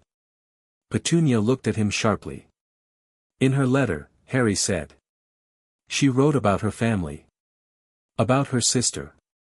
She said she was sorry things had gotten difficult between you. The kitchen was very quiet. Outside, a car went past. Dudley was doing something thumping and incomprehensible upstairs. Petunia closed her eyes briefly. When she opened them, they were bright in a way Harry had never seen. I'll sign, she said. If that's what you need. Vernon, after a moment, nodded. I'll sign, he said. It came out rough. He cleared his throat. You've handled yourself well. Whatever else. He said it like a man confessing to something, which it more or less was. Harry looked at them both for a moment, these two frightened ordinary people who had been handed something impossible and had done it badly but hadn't, at the bottom of it, been without some small measure of care that they'd never figured out how to show. Thank you, he said. For taking me in. I know it wasn't easy. He went upstairs and lay on his bed in the box room and stared at the ceiling, and he thought about the day, the courtroom, Moody's eye, the blood wart spreading through the room, Dumbledore's face, Augusta's almost smile, Petunia's single closed eye, and he let himself feel it all, properly, without managing it. He was 9 years old and legally emancipated, and he had a Wisingamot seat and a family ring and a vault full of gold and a grandfather's portrait in a house by the sea, and somewhere in the North Sea his godfather had been sitting in a prison for 7 years, and the petition for review was now with the Wisingamot clerk's office, and it was moving. He was moving. Outside the box room window, Surrey was doing its usual thing, quiet houses, quiet gardens, the murmur of a normal world. Harry thought about Penhallow, about the sea visible in long flashes from the top of the hill, about the library and the portrait and the room he'd claimed as his own. He was going to move there. Soon. Properly. But first, he reached into his bag and pulled out the folder of documents he'd been carrying, and found the one he needed. First, there was the matter of the hearing. The Wisingamot Review hearing for Sirius Black had been scheduled, per Augusta's conditional filing, for the 1st of April. 2.5 weeks. He opened the magical law book to the section on post-conviction review proceedings and started reading, the torch balanced on the windowsill, the ring warm on his finger in the dark. The next 2 weeks were the busiest of his life. He moved to Penhallow the day after the guardianship documents were signed, Brassclaw having done them with his characteristic speed and no apparent emotional investment in the family dynamics involved, which Harry appreciated. He packed a single bag, the books, the letters, the Gringotts documents, the new clothes, and said goodbye to Privet Drive, which turned out to be uncomplicated. At the door, Dudley had appeared at the top of the stairs and looked down at Harry with an expression that was, for Dudley, unusually thoughtful. "You'll be famous then," Dudley said. "Probably." "Probably," Harry agreed. "Don't be annoying about it," Dudley said, which was Dudley's version of good luck and was honestly more than Harry had expected. He took the train to Pembrokeshire. Penhallow in spring was different from Penhallow in summer, the sea was higher and louder and the plants in the garden were doing urgent, insistent things, and the house itself seemed to breathe differently, the stone losing some of its winter cold. Harry opened the windows and lit the fires and pulled the holland cloths off the furniture, and he set his books on the shelves in the library and put his parents' letters in the desk drawer of the room he'd claimed, and he stood in the doorway of the main room and looked at the portrait above the fireplace. "Home," Charles said. "For now," Harry said. "Until the Wisingamot hearing. Then we'll see. How did today go?" Charles asked, and Harry spent an hour telling him, and the portrait listened with the careful attention of someone who was operating at the limits of what a magical impression could feel, which meant it was not grief exactly but something of that shape, something that responded to the mention of James and Lily and the letters and Dumbledore's face in the courtroom. "The ward you demonstrated," Charles said. "The blood ward." "Yes. Your grandfather Fleamont couldn't do that until he was 24, Charles said. Harry looked at the portrait. "Is that concerning?" "No," Charles said, with the firmness of someone who has thought about this. "It's what your mother suspected. In the letter you told me about, magic responds to you differently. Lily understood something that most people don't, which is that the protection that stopped Voldemort in Godric's Hollow was not passive. It didn't just deflect the curse. It changed something. He paused. It changed you. Or perhaps it simply accelerated what was already there. Harry sat down in the uncovered armchair below the portrait. Dumbledore said, "I have a power Voldemort doesn't know," he said. "The prophecy," Charles said. "I haven't read it. It's in the Ministry's Hall of Prophecy, apparently. Sealed. You know its content, though. From what Ragnarok told you. From what the history book said. A power the Dark Lord knows not," Harry said. "I think it's the ward. I think it's whatever it is that happened in Godric's Hollow. But I also think, it's more than that. I think it's what Mum said. The instinct. The way magic settles in me." He thought for a moment. "I'm not afraid of Voldemort," he said. "Not because I'm brave. Because he's not here yet, and when he comes, I'll know what I am by then." "Yes," Charles said simply. "You will." He spent the 2 weeks reading, practicing, writing, and walking. The walking was important, down the hill to the shore, along the coastal path that curved around the headland, through the village to the small post office where he sent letters to Ragnarok and Augusta and once to Brassclaw, who responded with characteristic brevity and precision. He walked in the mornings before the reading and in the evenings before the occlumency exercises, and he thought while he walked, and the thinking was good and productive and occasionally surprising. He thought about the hearing. The post-conviction review was not a full Wisengamot session, it was a smaller panel, 5 members, examining the evidence for wrongful imprisonment and making a recommendation. The recommendation would then go to the full Wisengamot for a vote. If the evidence was strong enough, and Harry thought it was, the review panel would recommend immediate release and a formal inquiry into the original imprisonment. The evidence was, no trial record, because there wasn't one. The Azkaban transfer order signed by Crouch without judicial authorization. The fact that Pettigrew's body had never been recovered, only a finger. And one more thing, which Harry had found buried in Charles's library at Penhallow, in a book on unforgivable curses and their magical signatures. The explosion that had killed 12 Muggles on that London street. The Muggle reports, which were in the public record, accessible through the Ministry's liaison with Muggle authorities, had described it as a gas explosion. The wizarding witnesses described it differently. And the magical signature on record was not, according to the book, consistent with any spell in Sirius Black's known magical profile. It was consistent with something else entirely. Harry had spent 3 days with that information, turning it over, testing it from every angle, making sure he wasn't wishful thinking. He wasn't. The evidence was real. And if Pettigrew had faked his own death, if Pettigrew had been the secret keeper, not Sirius, if Pettigrew had been the traitor, the shape of it was almost complete. He needed the hearing to test it properly. On the 30th of March, Augusta arrived at Penhallow. She came by fluke. Harry had added her to the permissions as soon as he'd settled in, and she stepped out of the fireplace in the main room and looked around at the house with the eyes of someone assessing a place she'd heard about but not seen, and then she looked at Charles's portrait. "Charles," she said. "Augusta," the portrait said warmly. "You haven't changed." "I've gotten considerably more opinionated," she said. "But thank you." She sat down in the other armchair and turned to Harry. "The hearing is tomorrow. I want to go through everything tonight." "I know," Harry said. He already had the papers spread on the table. They went through it for 4 hours. Augusta was as rigorous as Brassclaw but differently. Where Brassclaw treated evidence as engineering, Augusta treated it as argument, and she found the places where argument was weak and prodded them until Harry strengthened them or acknowledged the gap.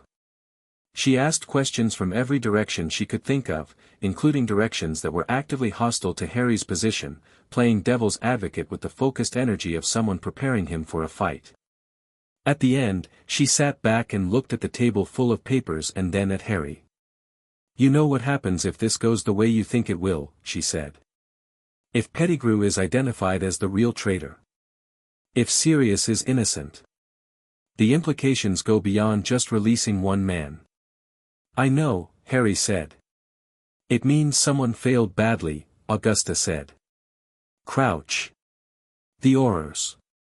The system. She paused. And it means Dumbledore, who knew the terms of your parents' will and knew Sirius was the godfather, chose not to pursue it. Or chose actively not to look, Harry said.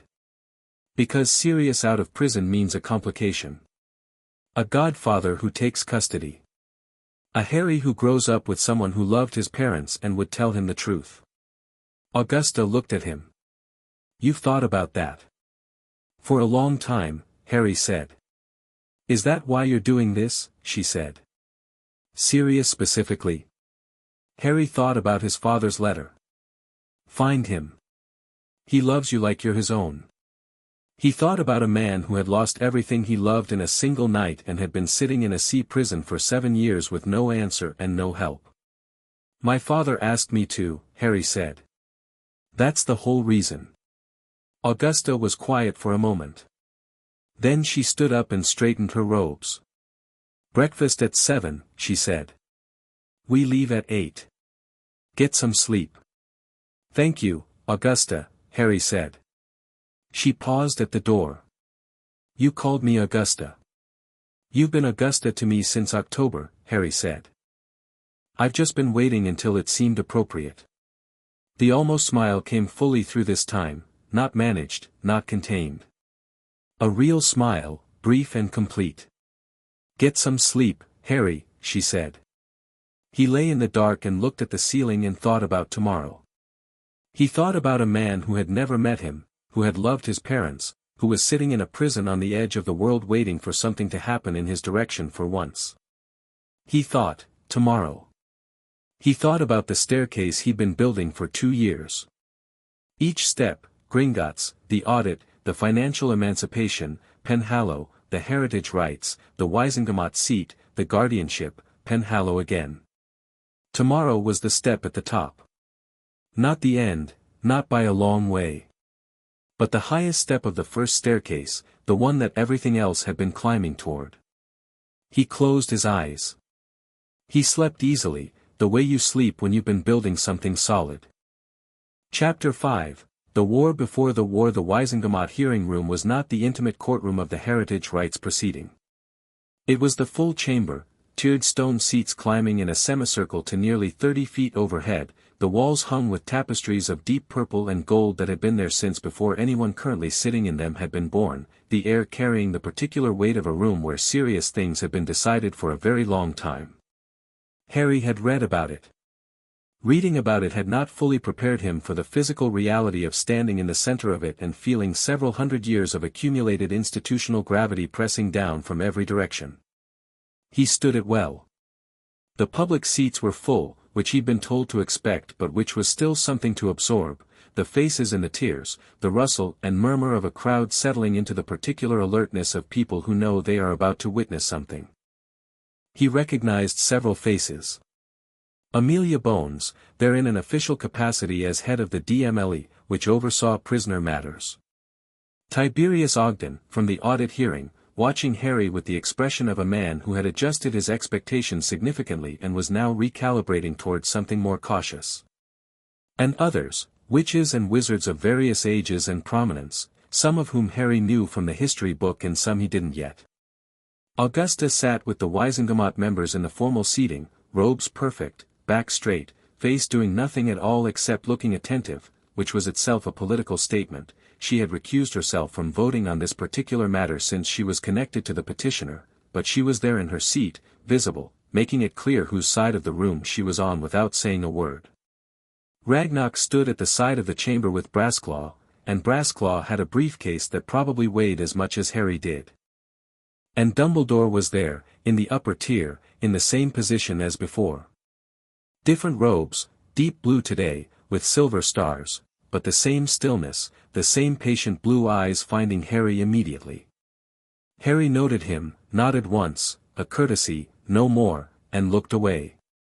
The panel of 5 was led by someone Harry hadn't encountered before, Griselda Marchbanks, who had recused herself from the audit committee but had no reason to recuse from this, and who turned out to be an extremely old woman with the quality of a blade kept sharp through careful use.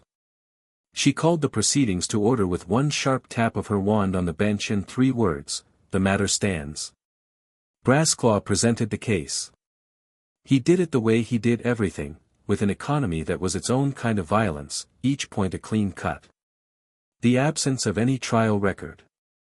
The Azkaban transfer order, signed by Bartemius Crouch without judicial review, without the required 3-member panel authorization, without a wand analysis or formal charge sheet.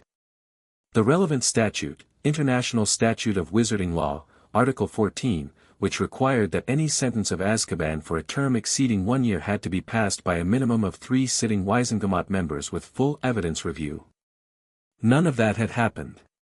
The panel asked questions. Marchbanks asked the most, precise, rapid, with the air of someone who had read the submitted documents 3 times and was testing the spaces between the arguments. Brassclaw answered every one. Then the defense of the original imprisonment was presented. Crouch himself was not present, he was still at the ministry, still the head of magical law enforcement, and he had submitted a written statement instead, which Marchbanks read with her lips pressed to a thin line that said quite clearly what she thought of men who submitted written statements instead of appearing in person for things that happened on their authority. The written statement said, essentially, that the summary imprisonment had been a necessary measure in a time of extreme crisis, that witnesses had placed Sirius Black at the scene of the explosion, that his guilt had been considered self-evident given his known associations with the Potter family and his suspected connections to Voldemort's inner circle. There was no mention of the secret keeper arrangement. There was no mention of Peter Pettigrew's role. There was no wand analysis and there never had been. Marchbanks put the statement down. She looked at the other panel members. She looked at Brassclaw. She said, "Is there additional evidence?" "Yes," Brassclaw said. He opened the briefcase. "The petitioner will present." Harry stood up. He walked to the center of the floor, the same open space that had been the center of the Heritage Rights courtroom, that same architectural instruction to feel watched, and again Harry felt watched and was entirely undisturbed by it, and he laid his documents on the small stand that had been provided, and he looked at the panel. "I want to tell you about Peter Pettigrew," he said. The room shifted slightly in that way rooms shift when someone says a name they were not expecting. Peter Pettigrew was listed as the primary witness against Sirius Black, Harry said. He was also listed as the victim, as the man Sirius Black allegedly killed. He was my father's friend. He was, according to ministry records, a member of a group called the Order of the Phoenix during the war against Voldemort. And he was, according to research I've conducted over the past several months, the actual secret keeper for my family. The murmur in the public seats rose and was quickly controlled by a look from Marchbanks. My parents went into hiding in October 1981 using a Fidelius charm, Harry continued. The secret keeper was the person who held the secret of their location, the person who, if they revealed it, would expose them to Voldemort. Every record I've been able to locate suggests that Sirius Black was supposed to be the secret keeper. He was my father's best friend and my godfather. But my research, he picked up the first document. There is a letter in my father's hand, written 1 week before his death, to Sirius Black. The original is in Vault 688, it was returned to me last week, per the Wizengamot order. He held up the letter. Brassclaw produced the authenticated copy for the panel, which was passed along the bench. My father writes, and I quote, "We've decided to switch, Padfoot. Last minute change. Pettigrew will keep the secret, nobody will think to look at him, he's too small a target. Don't tell anyone. Not even Dumbledore. Just you and me knowing is enough." The room was very quiet now. The particular quiet of a crowd that has stopped moving. The secret keeper was Peter Pettigrew, Harry said. Not Sirius Black. Which means Sirius Black could not have told Voldemort where my parents were. Which means the premise of his imprisonment, that he betrayed them, is false. Marchbanks said, "This letter has been authenticated?" By 3 independent Gringotts archivists and 1 ministry document specialist, Brassclaw said. Certification is in the panel's file. The explosion, said the panel member to Marchbanks's left, a heavy-set man named Horatio Flux, who had been listening with increasingly urgent attention. The 12 muggles. Even if Black didn't betray the Potters, the explosion, the magical signature, Harry said. He was already picking up the second document. The ministry's records include a report filed by the Muggle Liaison Office regarding the incident on the 2nd of November, 1981. The report includes eyewitness accounts and a post-incident magical residue analysis conducted by the Accidental Magic Reversal Squad. He set the document on the stand. The Reversal Squad's report states that the magical signature of the explosion was consistent with a mass-killing curse detonation. Flux said, Black could have. Sirius Black was an Aura-trained duelist, Harry said. Not a curse specialist. The specific configuration of a mass-killing curse detonation requires a particular magical architecture, a contained space, a directed release. It is a dark magic technique associated with a very specific subset of Voldemort's followers. He looked at the panel directly. Peter Pettigrew grew up in a family with Death Eater connections. He was stationed, during the war, in 3 locations that we now know were Death Eater operational sites. And after the explosion, only his finger was found. He let that land. A finger, he said. Which is, coincidentally, exactly how an animagus might fake their own death if they were small enough to escape in animal form. The room erupted. Not dramatically, not screaming, not the chaos of a badly managed crowd. More like, every person in the upper tiers suddenly needing to say something to the person beside them, a wave of urgent quiet conversation that Marchbanks silenced with 2 sharp taps and a voice that could have cut glass. Order, she said. She looked at Harry. You're suggesting Pettigrew was an unregistered animagus. I'm suggesting it as a line of inquiry, Harry said. I can't prove it because Pettigrew isn't here to be tested. But I note that my father and Sirius Black were both registered animagi, that Pettigrew was part of the same circle of friends, and that the alternative explanation, that a Death Eater killed 12 muggles and vanished leaving only a finger, is considerably less likely than the explanation I've described. Where is Pettigrew now? Marchbanks said. Unknown, Harry said. He's been missing since November 1981. Listed as dead. He paused. I would suggest that finding him would be instructive. Marchbanks looked at her fellow panel members. Something was happening in that look, the rapid calculation of people who are, all at once, understanding the full shape of a thing they've been looking at edge on. She looked at Harry. You have prepared this case over how long? About a year, Harry said. Since I understood enough law to know what evidence I needed. You're 9 years old, Marchbanks said. I'm emancipated, Harry said. 9 is accurate. Emancipation is more relevant in this context. Marchbanks looked at him for a long moment with the expression of someone recalibrating the basic assumptions they use to understand what people are capable of. Then she looked at the panel. We'll recess, she said. The recess lasted 40 minutes. Harry sat with Brassclaw and Ragnarok in an anteroom off the main chamber, and nobody spoke very much. Brassclaw reviewed his documents, which was what Brassclaw did in any available time. Ragnarok sat with his hands folded and his eyes on the middle distance. Harry sat and thought about Sirius Black in Azkaban and what he knew about Dementors from his reading and tried not to think about what 7 years of that felt like. He failed, somewhat, at not thinking about it. Augusta appeared at the anteroom door about 20 minutes in, having extracted herself from the chamber without ceremony. The panel is agreed on the procedural grounds, she said, coming straight to it.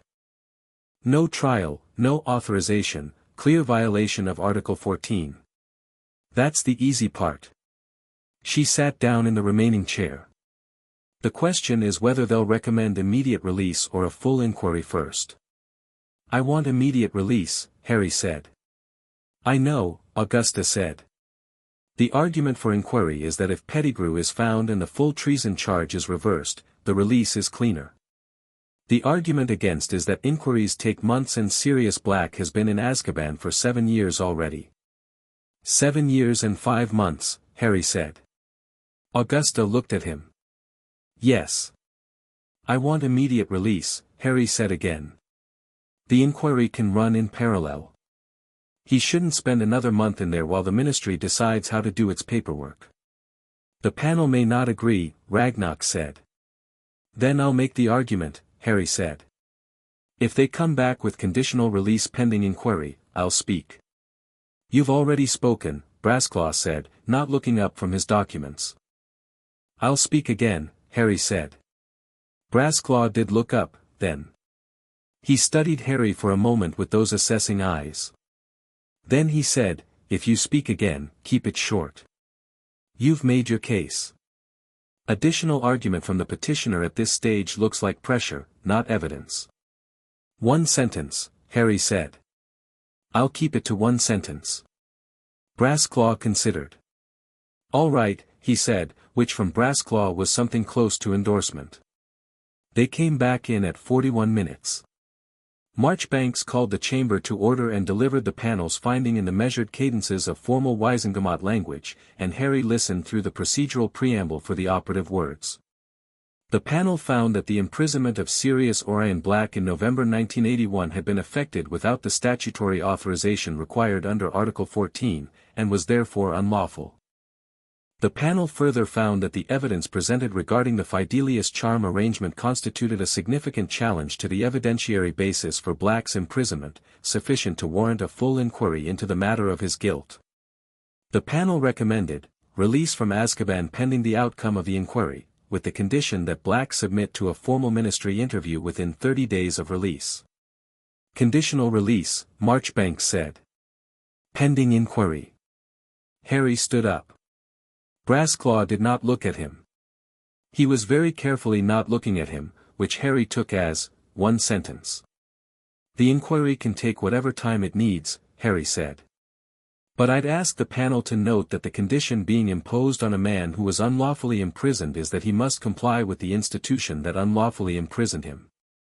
He's given 7 years already. The further condition seems, with respect, like an indignity he's more than earned the right to be spared. He sat back down. The chamber was quiet. Marchbanks looked at him. Then she looked at her panel. Something passed between them in the way things pass between people who have been working together long enough to have a shorthand. Unconditional release, Marchbanks said. With an invitation, not a condition, to submit to a ministry interview at his convenience. She said it with a particular precision on invitation that made it clear she was choosing the word deliberately. The full Wisengamot will vote on the formal reversal and inquiry at the next scheduled session.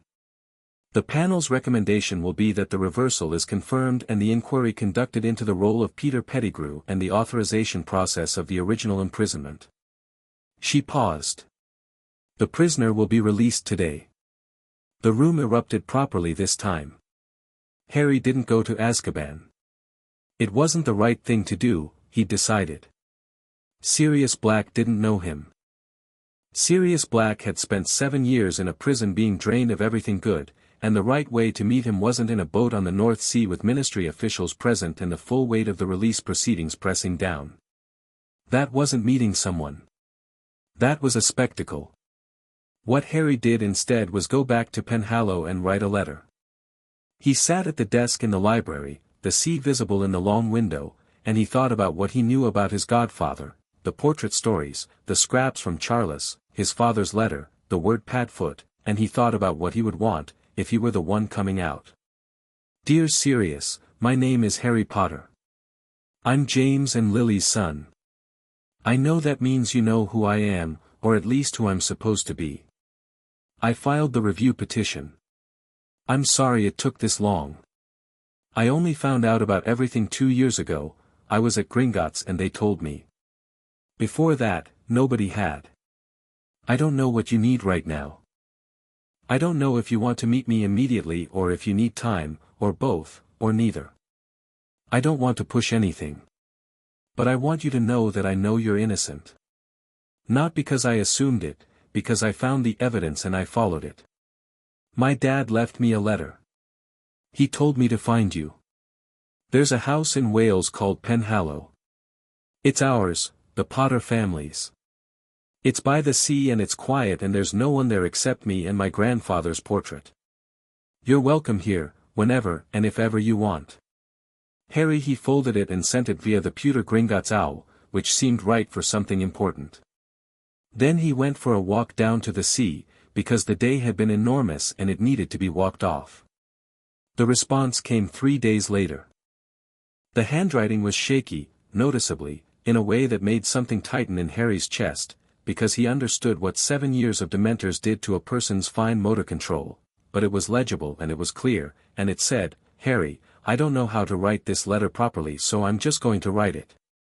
Your dad told me once that you had his eyes and your mum's everything else. He was right, from the photograph I have.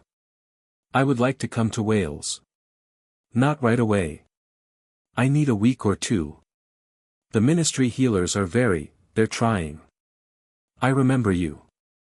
You used to grab my finger and not let go. You were very small and very strong. 2 weeks. Maybe 3.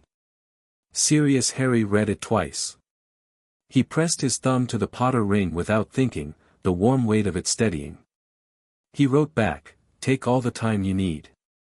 I'll be here." What happened in the weeks between the hearing and Sirius's arrival was this: the world shifted. Not quietly. Harry had known it wouldn't be quiet, he'd planned for the noise, factored it in. The Wisingamot hearing had been public, the release had been public, and the name Harry Potter attached to both had generated the exact quantity of wizarding attention that his name, apparently, always generated, amplified by the fact that the story was genuinely extraordinary. A 9-year-old emancipated heir who had spent 2 years building a legal case. A wrongful imprisonment exposed.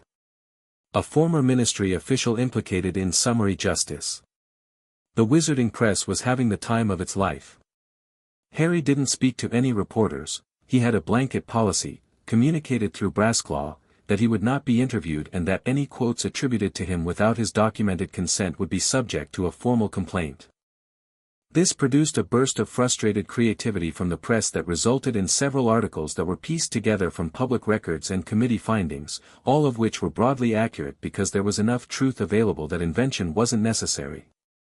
What the press coverage did was force conversations that might otherwise have been private into the open, which was part of what Harry had wanted.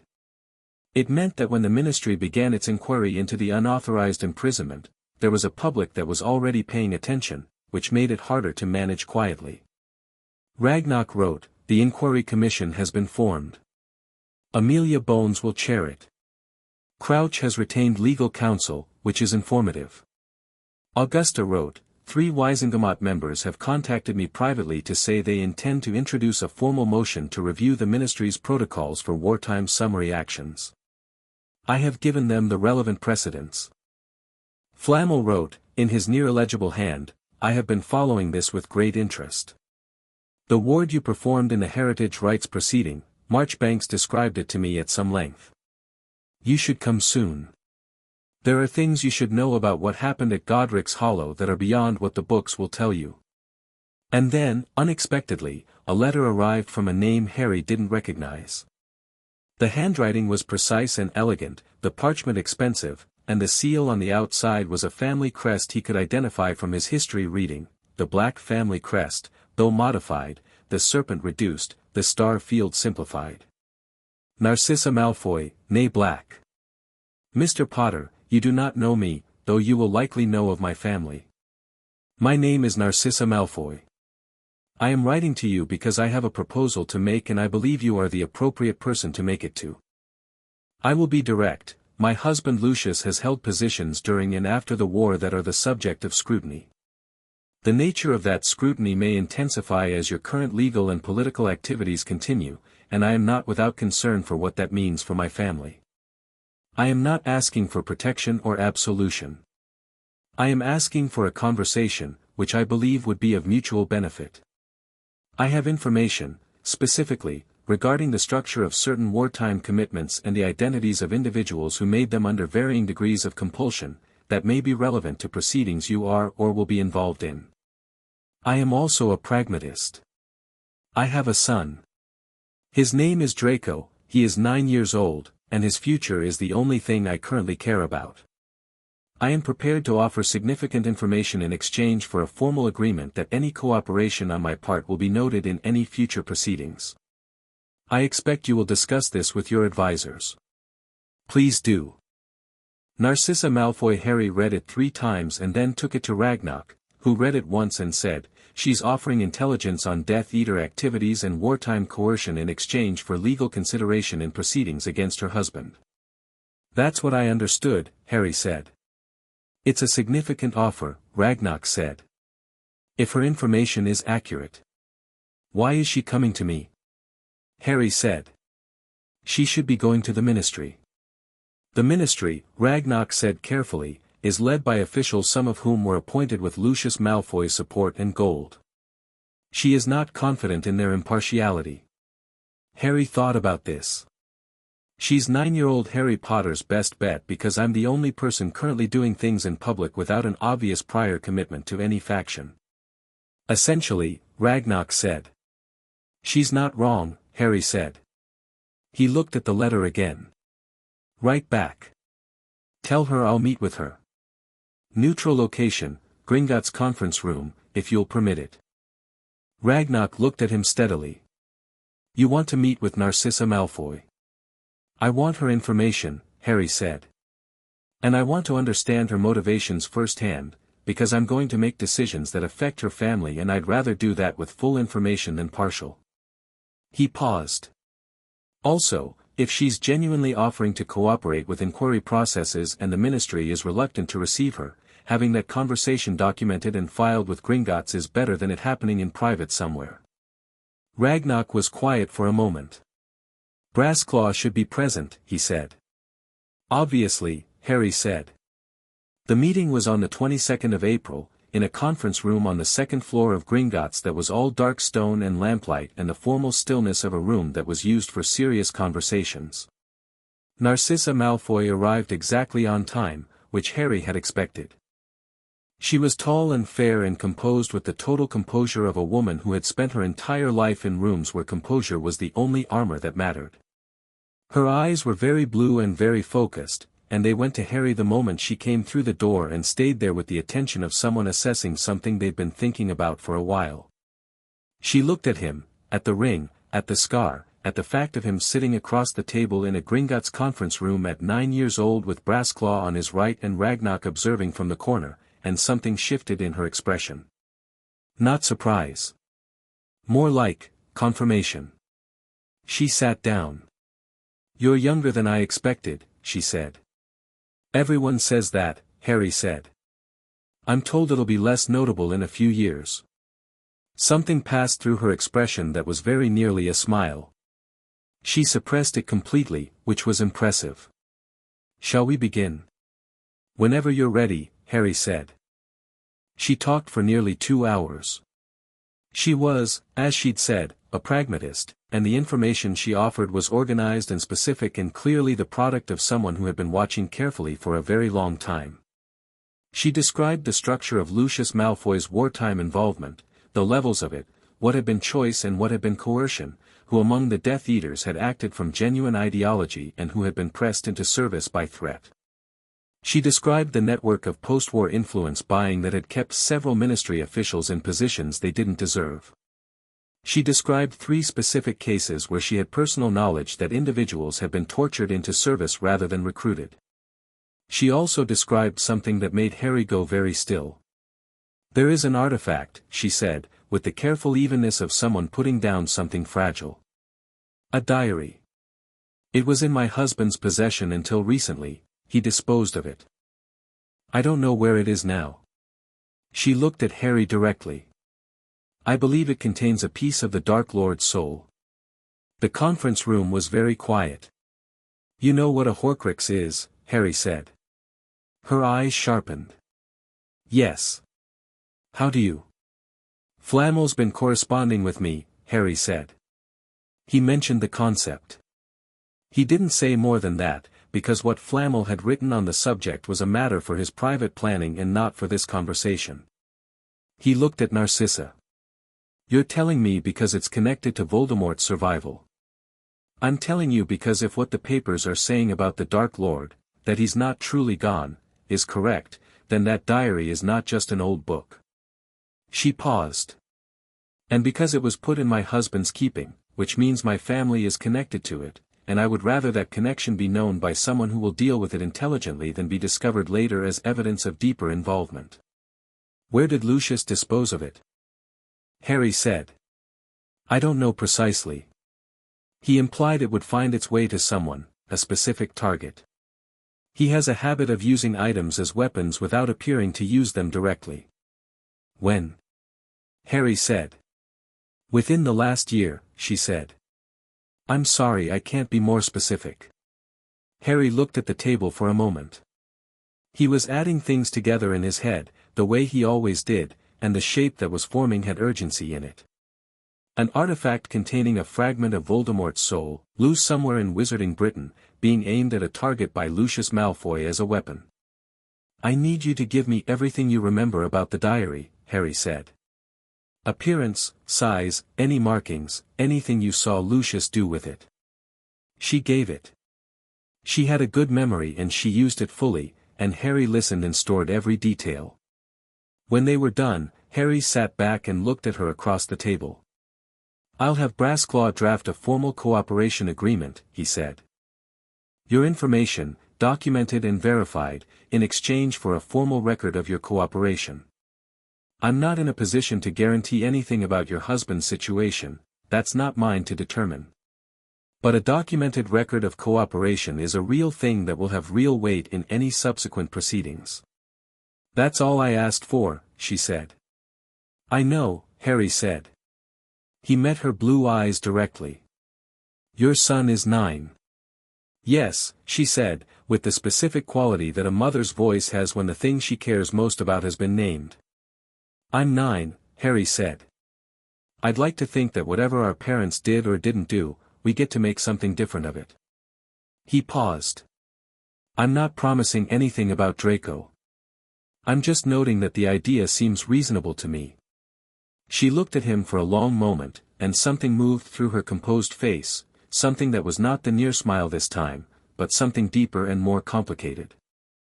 James Potter's son, she said, quietly.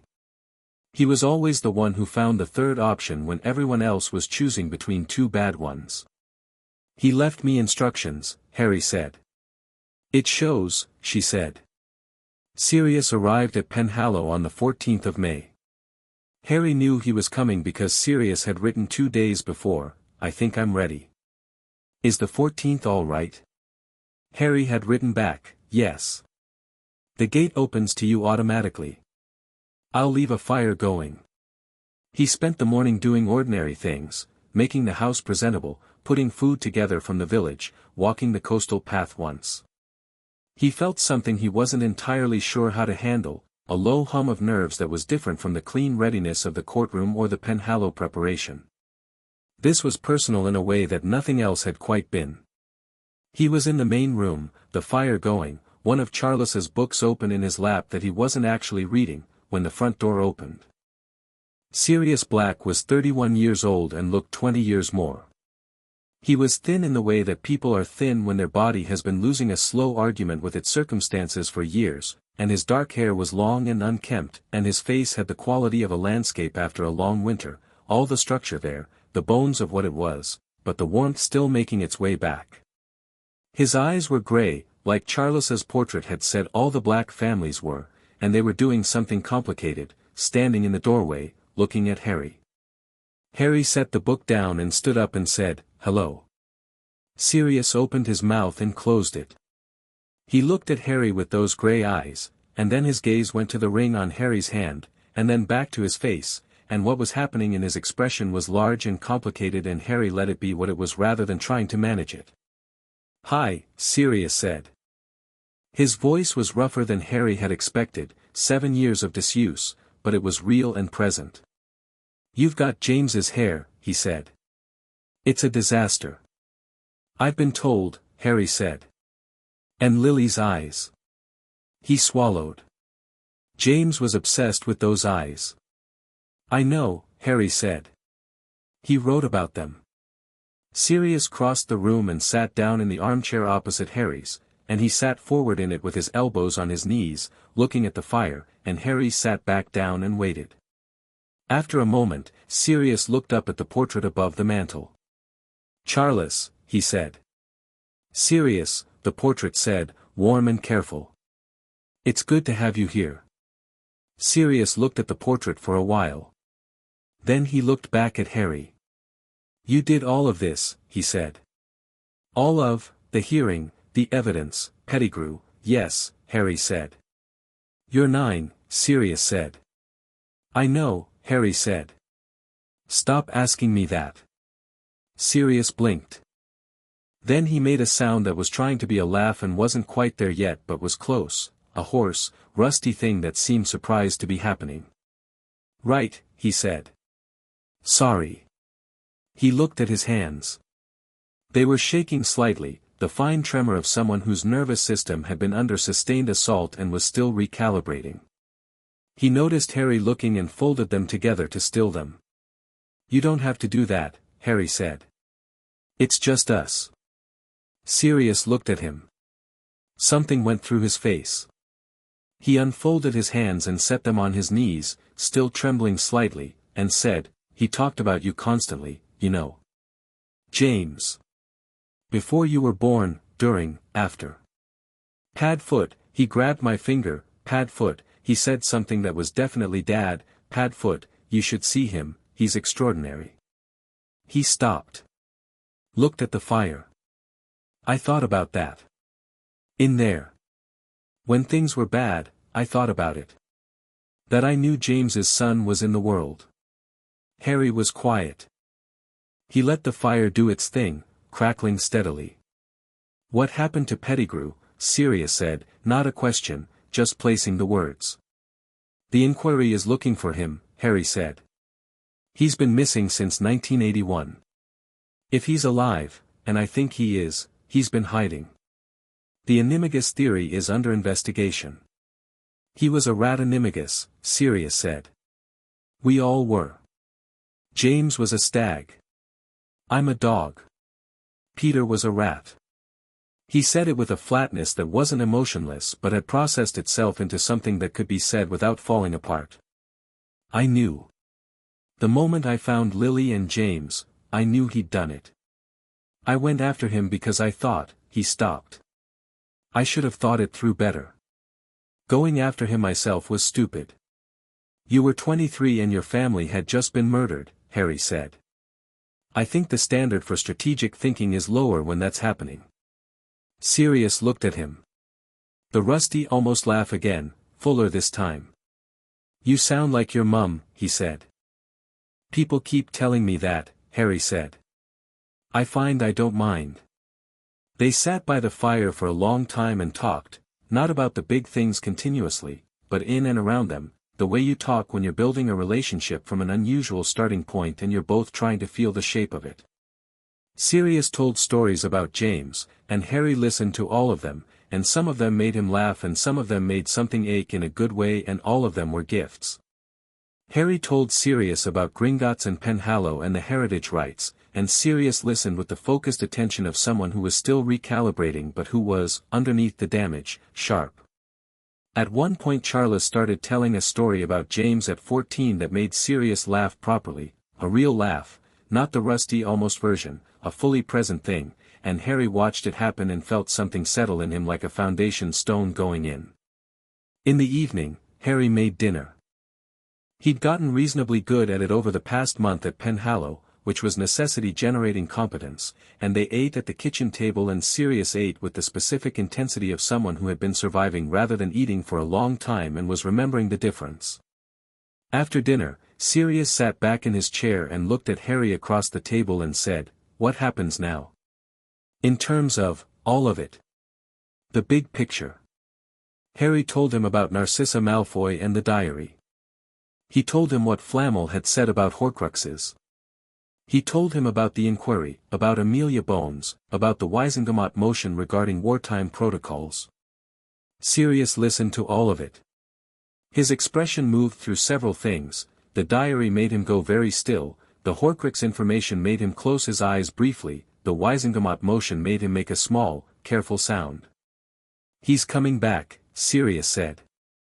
"Not a question." "Yes," Harry said. "Flamel thinks within a few years. Longer if we disrupt his preparation. Shorter if we don't." He looked at Sirius directly. "I've been preparing." "I can see that," Sirius said, and in his voice was something that was new, not just the warmth that had been building through the day, but a specific quality, the quality of a person who has found something they thought was gone and is learning how to hold it. "What do you need?" "Right now?" Harry said. "I need you to get better. Eat properly, sleep properly, see the healers as much as you need to. You can stay here as long as you want." He paused. "Later, when you're ready, I'd like to find Peter Pettigrew." Sirius looked at him. "So would I," he said, and his voice had an edge in it that was banked but present, the edge of 7 years of something that needed resolution. "Not for revenge," Harry said. "No," Sirius said. He looked at his hands. "No. For the whole thing. For James and Lily. For the record." He looked up. "For you." Harry looked at the table for a moment. Then he said, quietly, "My dad wrote about you. In his letter. He said you loved me like I was your own." Sirius went very still. Harry stopped, organized the words. "I wanted you to know that I read that, and I thought about it, and I think that's still available. If you want it. I'm not a baby anymore. I don't need someone to carry me around. But I could use someone who," he stopped again. Sirius said, "Who what?"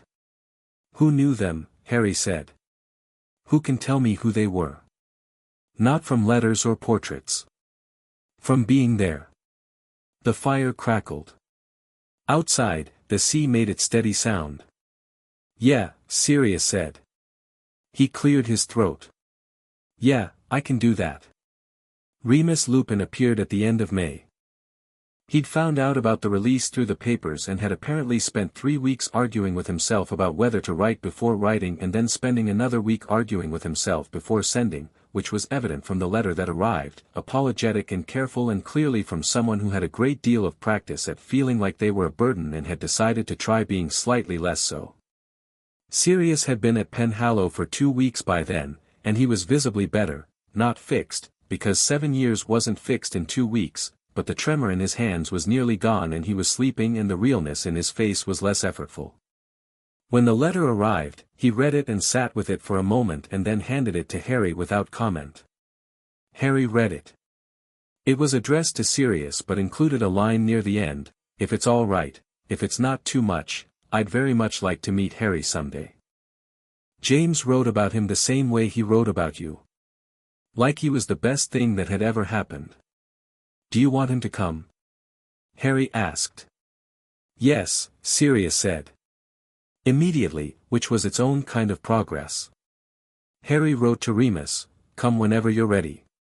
Bring yourself as you actually are, not a careful version of yourself. We've got room."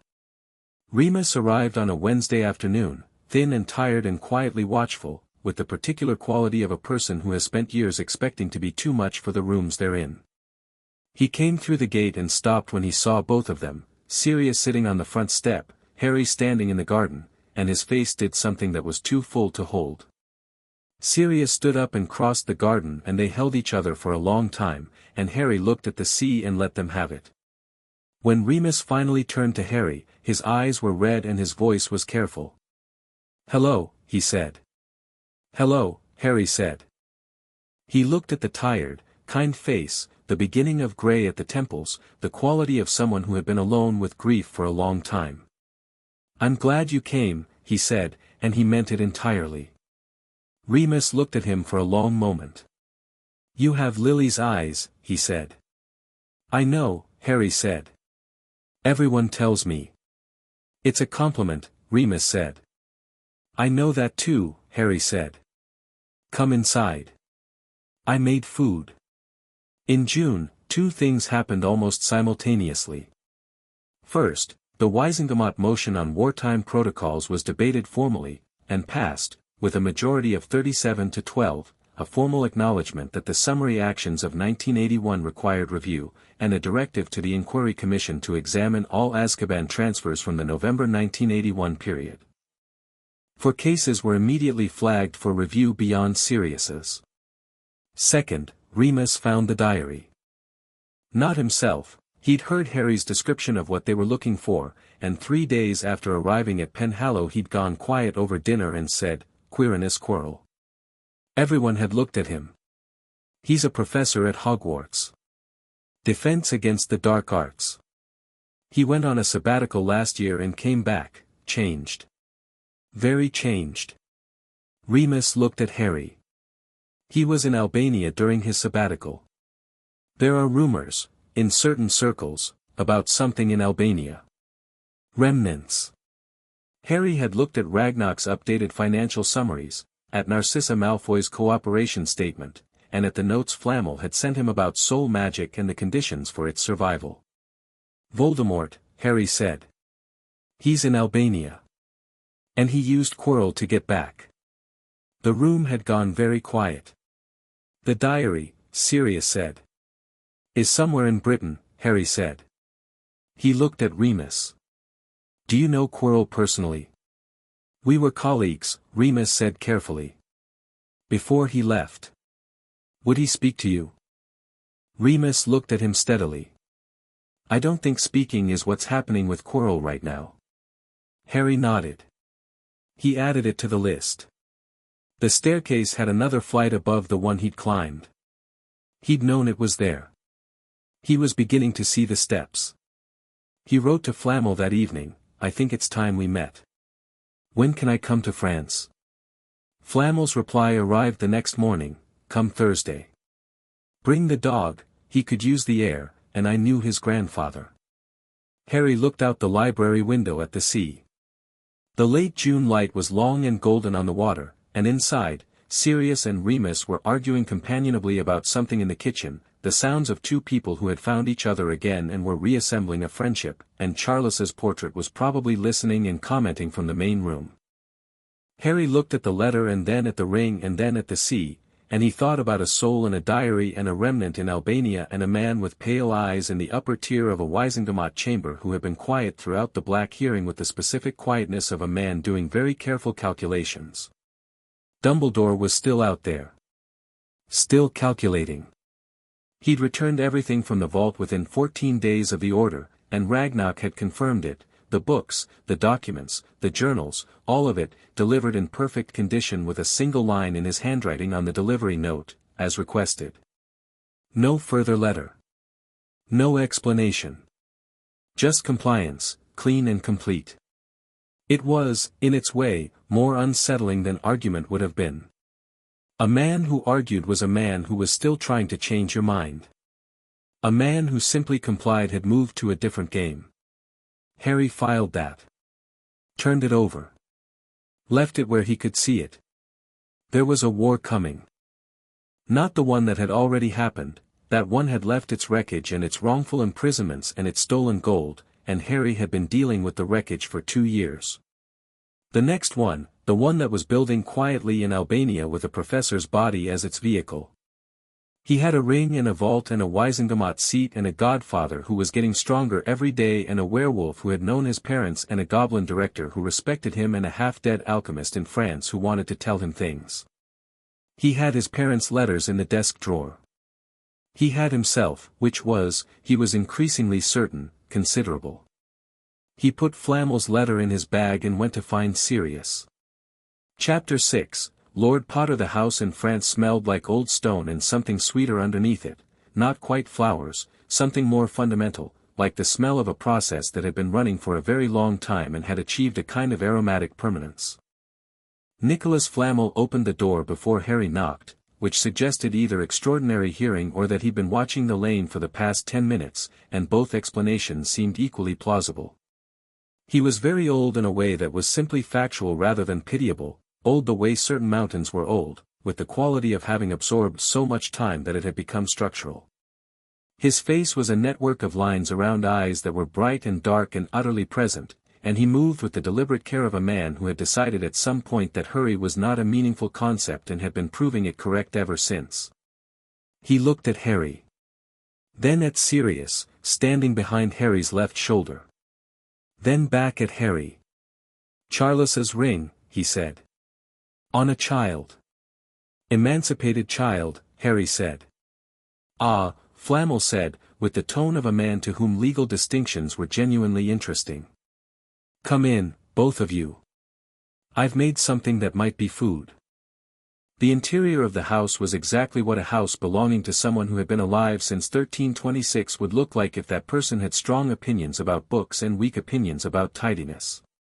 Stacks of texts on every flat surface, instruments Harry had no names for on shelves and windowsills, a cat of extreme age sleeping in a patch of afternoon light with the transcendent indifference of a creature that has long since resolved all outstanding philosophical questions.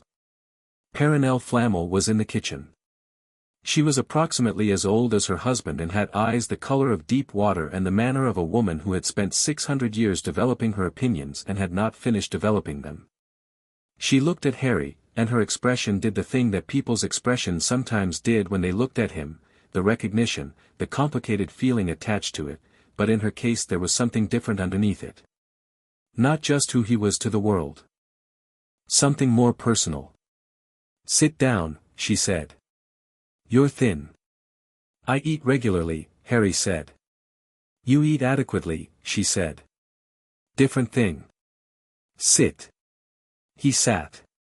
Sirius sat beside him with the quiet tractability of a man who had decided that a 600-year-old woman telling him to sit was not a moment for resistance, which Harry thought showed good judgment. The food that appeared was extraordinary, not elaborate, just extremely good, the kind of cooking that comes from centuries of practice and no tolerance for mediocrity, and they ate at a long kitchen table while Flamel watched Harry with those bright dark eyes and waited, with the patience of someone for whom time was essentially a theoretical concept, for the meal to finish. When it did, Perenelle cleared the table with a gesture and Flamel folded his hands and said, "Tell me what you know about what happened in Godric's Hollow." Harry told him. Everything, the history books, Charles's portrait, the letters, the bloodline parchment with Peveril listed in the heritage. The blood ward he'd manifested in the heritage rights proceeding. What Ragnarok had said about the magnitude of the response. Flamel listened without interrupting, which Harry appreciated. When Harry finished, Flamel was quiet for a moment. He looked at his hands, old hands, brown-spotted, steady, and then at Harry. "Your mother," he said, "was one of the most gifted practitioners of sacrificial magic I have ever encountered. And I have encountered a great many." He paused. "Most people think of magic as power. Force directed by will and knowledge. This is true, as far as it goes. But there is another category, older, rarer, where the magic is not generated by the practitioner but called by an act of absolute will. Not the will to do something. The will to be something. To stand between harm and the thing you love and make yourself the instrument of protection absolutely, without reservation, without survival instinct." Harry was watching him. "Lily Potter did not simply die protecting you," Flamel said. "She enacted, consciously or not, the most powerful form of protective magic in existence. An ancient magic that predates every school and every tradition, that exists in the foundational structure of how magic itself works in this world." He met Harry's eyes. "She made you the carrier of it. The curse that hit you didn't strike a child. It struck a vessel of invoked sacrificial protection, and it destroyed itself against that." "And the scar," Harry said. "Not just a scar," Flamel said. He looked at it, the lightning bolt mark above Harry's right eyebrow, with the focused attention of someone examining a document. "May I?" Harry leaned forward slightly. Flamel raised one hand, not touching, holding it an inch from Harry's forehead, and closed his eyes. After a moment, he opened them. He sat back. His expression was complex, not alarmed, but considering several things simultaneously. "There's something there," he said. "Something that doesn't belong to you. A resonance, faint, but present. Like a coal that has cooled but still has heat in it." "A Horcrux," Harry said. Flamel looked at him sharply. "Narcissa Malfoy told me about the diary," Harry said. "I've read enough to understand the principle. And Remus Lupin has information about Quirrell in Albania, which suggests Voldemort has been surviving as a remnant, attaching himself to living hosts." He kept his voice level and precise, the same tone he used in Wisengamot proceedings. "If the curse rebounded and destroyed his body but not whatever piece of his soul was embedded in the curse itself, and if some of that fragment transferred to the nearest living vessel," he stopped. "Let the logic complete itself in the room." Sirius had gone very still beside him. Flamel said, carefully, "The good news, and there is good news, is that the fragment is minimal. What your mother created in you is not simply a protection. It is an active incompatibility. The fragment cannot grow. Cannot influence you. It is held, suspended, in a magical architecture that is, in a sense, its perfect opposite." He looked at Harry steadily. "It can be removed. When Voldemort's body is destroyed, truly, completely, the fragment will lose its anchor and can be expelled. But it would require his death," Harry said. "Or a sufficient magical shock to sever the connection entirely," Flamel said. "There are two known methods. His true destruction, or the power of the sacrificial magic itself being invoked once more." He paused. "I should tell you that in 600 years I have not seen that second option exercised. It is, as far as I know, theoretical." "All right," Harry said. Flamel looked at him. "You're taking this very calmly." "I've had practice," Harry said. "And panicking won't help. What will help is knowing the full picture so I can plan properly." He looked at the old alchemist directly. "How many are there? How many pieces of soul did he make?" Flamel was quiet for a moment. "I have theories," he said. "Not certainties. 7 is the most magically significant number in soul magic. I believe he aimed for 6 Horcruxes plus his body, 7 total pieces. The diary is one. There are others." He paused. "The locket of Salazar Slytherin. A cup belonging to Helga Hufflepuff. A ring, the Gaunt family ring, which will need handling very carefully because it has been made into a Horcrux using a particular dark enchantment that is also dangerous in itself. And possibly something at Hogwarts." Harry was writing in his head, not physically, but the internal list was growing, each item placed and numbered. "And the piece in me," Harry said. "Yes," Flamel said. "Which makes you, I'm afraid, a Horcrux he did not intend to make." "So destroying it means destroying me," Harry said. "No," Flamel said, with a firmness that left no ambiguity. "What I described is true. His true destruction severs the connection. You survive. The fragment disperses." He looked at Harry with those 600-year-old eyes, and in them was something that was not quite warmth and not quite its opposite, something more like respect, the specific respect of someone very old looking at something very young that has earned it. "You are not a sacrifice in this story, Harry. Your mother made very certain of that. They stayed in France for 3 days. Flamel talked and Harry listened, and sometimes Sirius sat with them and sometimes he walked the property with Perenelle, who had apparently decided that he needed fresh air and someone to simply be present with, and she was entirely right. Harry could hear them sometimes from the window of the study where Flamel talked, Perenelle's voice and Sirius's laugh, which was becoming more itself with each week, recovering the sound of someone who had once found things genuinely funny. Flamel gave Harry 3 things before they left.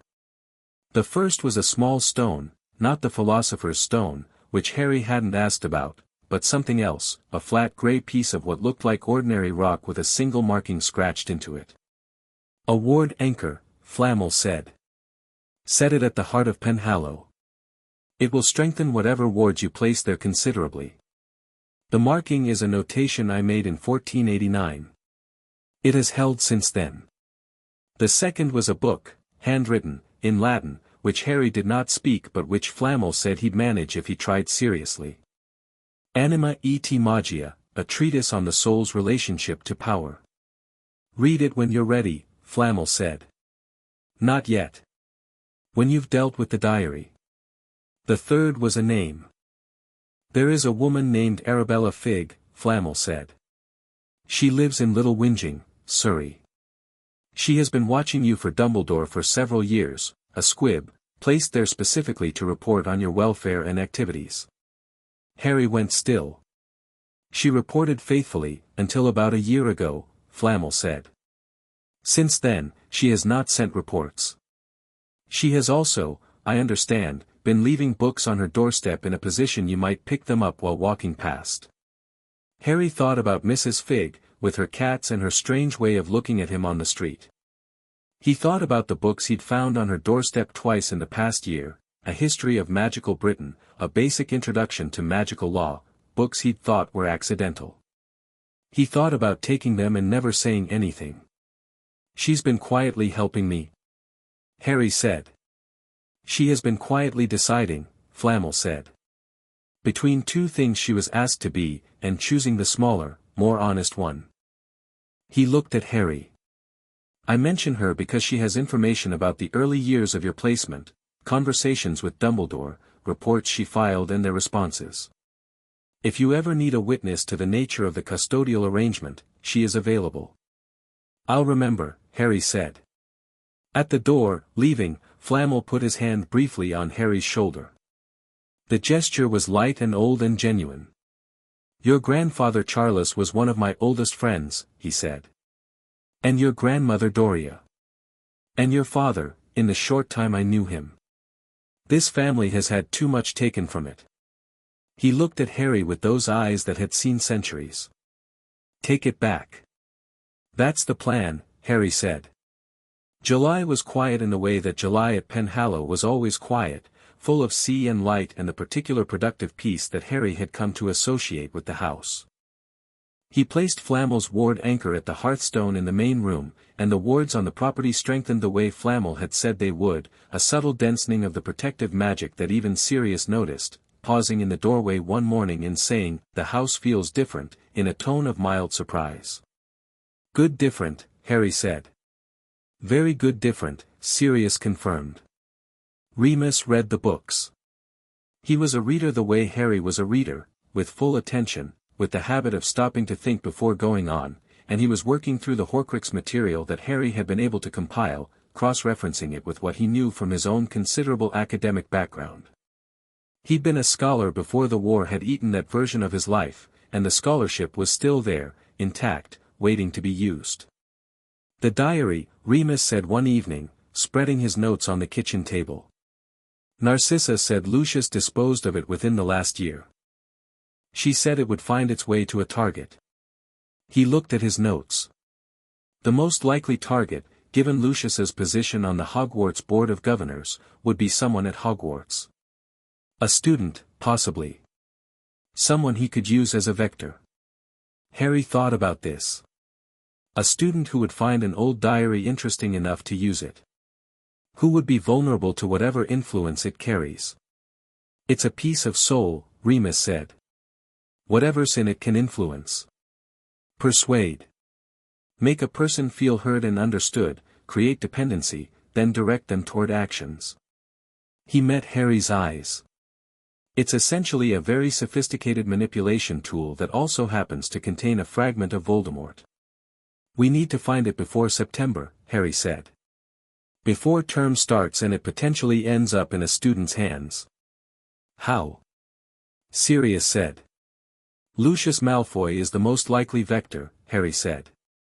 He's on the school board. He has access to Hogwarts. He would have means to introduce the diary into the school environment. He paused. Narcissa might know more specifically. And the inquiry commission is interviewing Lucius in August. You could attend the inquiry, Remus said. I intend to, Harry said. The inquiry commission interview was the 2nd of August, at the ministry, and Harry sat in the observers section with Ragnock beside him and watched Amelia Bones conduct what was, professionally speaking, a masterwork of systematic dismantling. Lucius Malfoy was everything his reputation suggested, tall, precise, immaculate, with the specific brand of composure that aristocratic upbringing combined with years of political navigation produced. He answered questions with the measured confidence of a man who had answered difficult questions before and survived them. Amelia Bones asked him about his wartime activities. He answered carefully, citing coercion, peer pressure, the choices available to a young man of his family's position during a period of extreme political violence. He was not unconvincing. She asked about his post-war relationships with former colleagues. He answered with names and dates that were clearly a pre-selected subset of the full list. She asked about artifacts in his possession that might have been used in or connected to wartime activities. Lucius Malfoy's composure adjusted, very slightly, very controlled, but Harry saw it. I have, of course, disposed of any items in my possession that might have had connections to that period, Malfoy said. Disposed of, Bones said. How and when? Various means, Malfoy said. Over the past several years. Do any of those means include introducing such items into the Hogwarts environment? Bones said, with the tone of someone laying a card on the table. Malfoy went still for a single beat. Certainly not, he said. Mr. Malfoy, Bones said, we have a sworn statement from a witness with personal knowledge of your handling of a specific artifact, a diary, which the witness has described as having been in your possession until recently and as having been directed by you toward a specific target. She looked at him steadily. I'm going to ask you directly, where is the diary now? The room was quiet. Malfoy looked at the table for a moment, and in that moment Harry watched him do calculations, and the calculations were visible only in the slight tension around his eyes, the microscopic repositioning of his hands. I believe, Malfoy said, with the careful precision of a man choosing his ground, that I may have inadvertently included the item in question in a donation of materials to Hogwarts some months ago. Inadvertently, Bones said. It was in a stack of educational materials I was donating to the school library. Harry leaned slightly toward Ragnock. Is there a way to flag the school library, he murmured, before September? I will contact the librarian today, Ragnock murmured back. And the headmaster. A pause. Though the headmaster may already know. Harry thought about Dumbledore and the diary and the particular coincidence of Lucius Malfoy donating it to Hogwarts and what Dumbledore might or might not do with that information depending on how it fit his current set of calculations. Flag the librarian, Harry said. Separately. The Hogwarts librarian was Irma Pants, who was not warm exactly but was thorough, and she responded to Ragnock's inquiry with the efficiency of a woman who took the integrity of her library very seriously indeed. The diary was located in 3 days, in a stack of donated materials that had been logged but not yet shelved, on a back cart in the restricted section's antechamber. It was described, in the letter from Pants to Ragnock, a small black diary, approximately 5 by 3 inches, 50 years old by appearance, with the name T.M. Riddle embossed on the cover. It is worded, unusually so for a personal diary, and attempts to open it normally result in a peculiar resistance, as if the book does not wish to be read. Harry wrote back through Ragnock, do not open it, do not attempt to read it, do not let anyone else access it. It is extremely dangerous. It needs to be destroyed. I will explain the method when I come to collect it. He took Sirius to Hogwarts. Partly because Sirius was going to need to go back into the world eventually and this was a controlled, purposeful way to begin, and partly because Harry wanted backup that was both trustworthy and capable, and partly, he admitted this only internally, because he didn't entirely want to do this alone and Sirius was the right person. They traveled by Fleur to the 3 Broomsticks in Hogsmeade, and walked up to the castle in the August afternoon light, and Harry saw Hogwarts properly for the first time and spent exactly 3 seconds being overwhelmed by it before filing the overwhelm away for later and focusing on the task. Irma Pants was waiting in the library. She handed over the diary, sealed in a goblin-made iron box that Ragnarok had sent ahead, with the air of someone giving back something unpleasant they'd been asked to hold temporarily. "The library appreciates prompt resolution," she said, which was the most warmth she appeared to be offering. "Thank you," Harry said sincerely. They took the diary back to Penhallow. Destroying a Horcrux required a mechanism capable of causing damage so complete that the soul fragment within had no possibility of repair or reconstitution. Flamel had been specific about this: basilisk venom, fiendfire, or the specific magical dissolution he called animus terminus, which required the practitioner to understand soul magic at a foundational level. Harry had the ward anchor and 3 months of Flamel's correspondence and the Anima et Magia treatise, which he had in fact read within 2 weeks of returning from France. He knew enough. He also had, through Ragnarok, a small vial of basilisk venom from Gringotts materials vault, retrieved under the formal authority of the petitioner in an active Horcrux disposal proceeding, which Brassclaw had filed on Harry's behalf under a legal category that had not been used in 80 years but which still existed. He destroyed the diary in the back garden at Penhallow, with Sirius watching and Remus noting observations and the sea making its eternal indifferent sound in the distance. The venom hit the cover and the diary, screamed. There was no other word for it, a thin soundless shriek that was felt rather than heard, and the pages turned black from the spine outward, and then the whole thing contracted and crumpled and went still, and the screaming stopped, and the book was just a book, blackened and dead. Sirius stood very still for a moment. Then he said, "There are others." "Yes," Harry said. "We're going to find them." "Yes," Harry said. "Right," Sirius said. He looked at the dead diary and his jaw set in the way it set when he had decided something. "Tell me where to start." September brought several things at once, which Harry had expected because he'd been watching the pressure building from 3 directions and had known eventually they would converge. The Inquiry Commission published its interim findings, which were significant and not comfortable for anyone who had been hoping the matter would resolve quietly. Bartemius Crouch was formally censured for the unauthorized imprisonment of Sirius Black. 2 other summary imprisonments from 1981 were flagged for full review. The Commission's report used language that was formal and measured and absolutely devastating in its implication. The wartime protocols had allowed a systematic failure of judicial process, and the Ministry of Magic had an institutional responsibility to account for it. Crouch resigned from the ministry within 48 hours of publication. Amelia Bones sent Harry a brief note: "The Commission will continue into the 2nd phase. Thank you for your contribution." Harry wrote back, "Thank you for doing it properly." The Wisengamot motion on wartime protocols passed its 2nd reading with 41 votes to 8. Augusta sent a letter that was 3 lines long and concluded, 41. I expected 35. You are having an effect. And in the midst of all this, quiet, not announced, with the deliberate unhurriedness of a man who did nothing without choosing its timing, Albus Dumbledore requested a meeting. Not through Gringotts. Not through legal channels. A handwritten letter, delivered by a magnificent phoenix that settled on Harry's windowsill at Penhallow at 6 in the morning and waited with the calm patience of a creature that existed outside the usual urgencies of time. The letter was short. "Harry, I believe we are overdue for an honest conversation, not as adversaries, not as legal parties, but as 2 people who care about the same things from different starting points. I am not going to pretend that everything I did was right. It wasn't. I am asking you to come and talk to me so that I can say that properly. I am at Hogwarts. Come whenever you're ready." Albus Dumbledore. Harry read it once. Then he held it and thought, for quite a long time. Sirius, reading over his shoulder uninvited in the way he'd been doing for 3 months, said, "Don't go." "Why?" Harry said.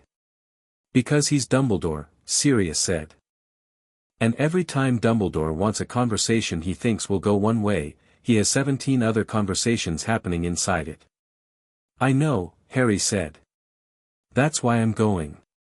Harry, if I don't go, the conversation he wants to have happens somewhere else at a time I don't control, Harry said. If I go, I control the environment. I choose when. I choose the terms. He looked at the letter. And I want to hear what he says when he says it to my face. Sirius was quiet for a moment. I want to come. No, Harry said. It should be just us. He paused. But wait for me. I'll be back for dinner. He went the following Tuesday morning. He fled to Hogsmeade. He was using the Fleur network with the ease of extended practice now, stepping out of the pub fireplace with the casual steadiness of someone who had done it 100 times, and walked up to Hogwarts in the September morning, the castle rising against a grey-blue sky with the kind of gravity that only very old things and very old landscapes achieve. Dumbledore's office was at the top of a moving spiral staircase, behind a gargoyle that stepped aside for Harry without requiring a password, which was either a courtesy or a statement, and given who he was going to see, probably both. The office was everything the man suggested, circular, lined with instruments and portraits and the accumulated evidence of a mind that had been curious about everything for a very long time. The portraits on the walls were former headmasters, and several of them looked at Harry with varying degrees of recognition. A phoenix sat on its perch near the window, orange and gold, and regarded him with the specific calm of something that had been alive longer than most people's family lines. Dumbledore was behind his desk and stood when Harry came in. Harry, he said. Thank you for coming. Sit down, Harry said, which came out not rudely but practically, because standing for this conversation was a formality they didn't need. Dumbledore looked briefly, genuinely, surprised, and then something in his expression softened, and he sat. Harry sat across from him. The desk between them had nothing on it except a small dish of sweets, which Harry recognized as a deliberate comfort strategy and did not take. Dumbledore looked at him for a long moment, and the warmth was there, the same genuine warmth that had been in the courtroom, that was never the manipulative part of him, that was real even when surrounded by calculations. Harry knew that now. Understood the distinction. You've had rather an extraordinary 2 years, Dumbledore said. Yes, Harry said. I owe you an apology, Dumbledore said. Several of them, really, but I'll begin with the most important. He folded his hands on the desk, and the gesture was not the controlled political gesture of a man in a ministry chamber, it was the gesture of someone who has thought about what they are going to say. I made decisions about your life without your knowledge or consent. I decided, and I was wrong, that what you needed was protection from the wizarding world, that you needed to come to it at 11 as a child who had been untouched by it. I decided this was best for you. I did not consider whether it was right.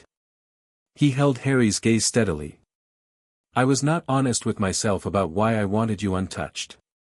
And I was not honest about what the vault management order was. I told myself it was administration. It wasn't. It was control. Harry listened. He didn't interrupt. He was watching Dumbledore the way he watched everything that mattered, not just the surface, but the structure underneath. The money will be repaid in full, Dumbledore continued. It is being processed through Gringotts. The interest is included. I know, Harry said. Ragnarok confirmed it. Of course. A pause. Sirius should never have gone to Azkaban. I knew the terms of the Fidelius arrangement, James told me there had been a change, though not who the new secret keeper was. I should have investigated. I didn't. He stopped. I didn't because Sirius in Azkaban was, in a way I am ashamed to acknowledge, convenient. A godfather would have complicated my plans for you considerably. He said it plainly. Without excuse. Harry absorbed the plainness of it, which was, in its way, more significant than the content. Why are you telling me this? Harry said. Because you deserve it, Dumbledore said. And because you would find it all out eventually and I would rather you hear it from me. He met Harry's eyes. And because I believe we are going to need each other. Whatever I have done wrong, and it is considerable, the threat that is building, Voldemort, his return, what comes next, is real. And you are, whatever else, the person at the center of it.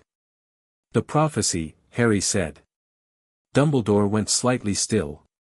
You know of it. I know enough, Harry said. A power he knows not. I think I know what it is. He looked at the old man directly. I'm not going to tell you what I've found out or what I'm planning. Not yet. Not because I'm keeping it from you as a punishment, but because I need to know I can trust your judgment before I share information with you.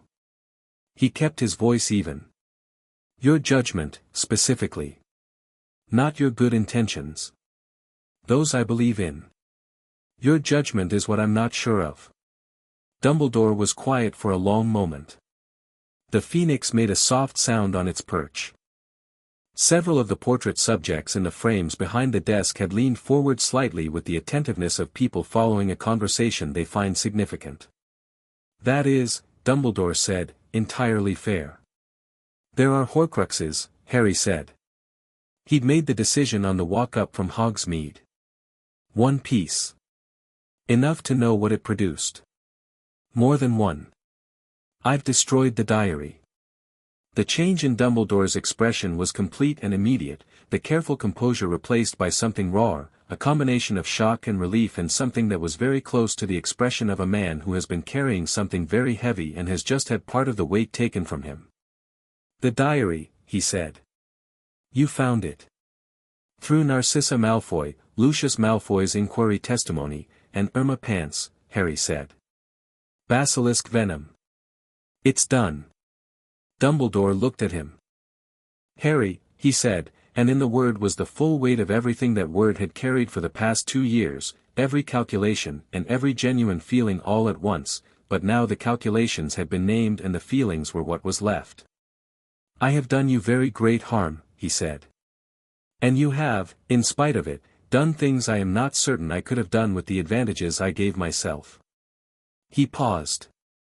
What do you want from me? Harry thought about it honestly. Not what would be strategic. What he actually wanted. I want you to be what you're actually capable of being, Harry said. Not what you've decided to be. There's a difference. He looked at the old man with the half-moon glasses and the 600 years of accumulated influence. You could be extraordinary. Not instead of me. With me. He paused. But you have to stop deciding what's best for people without asking.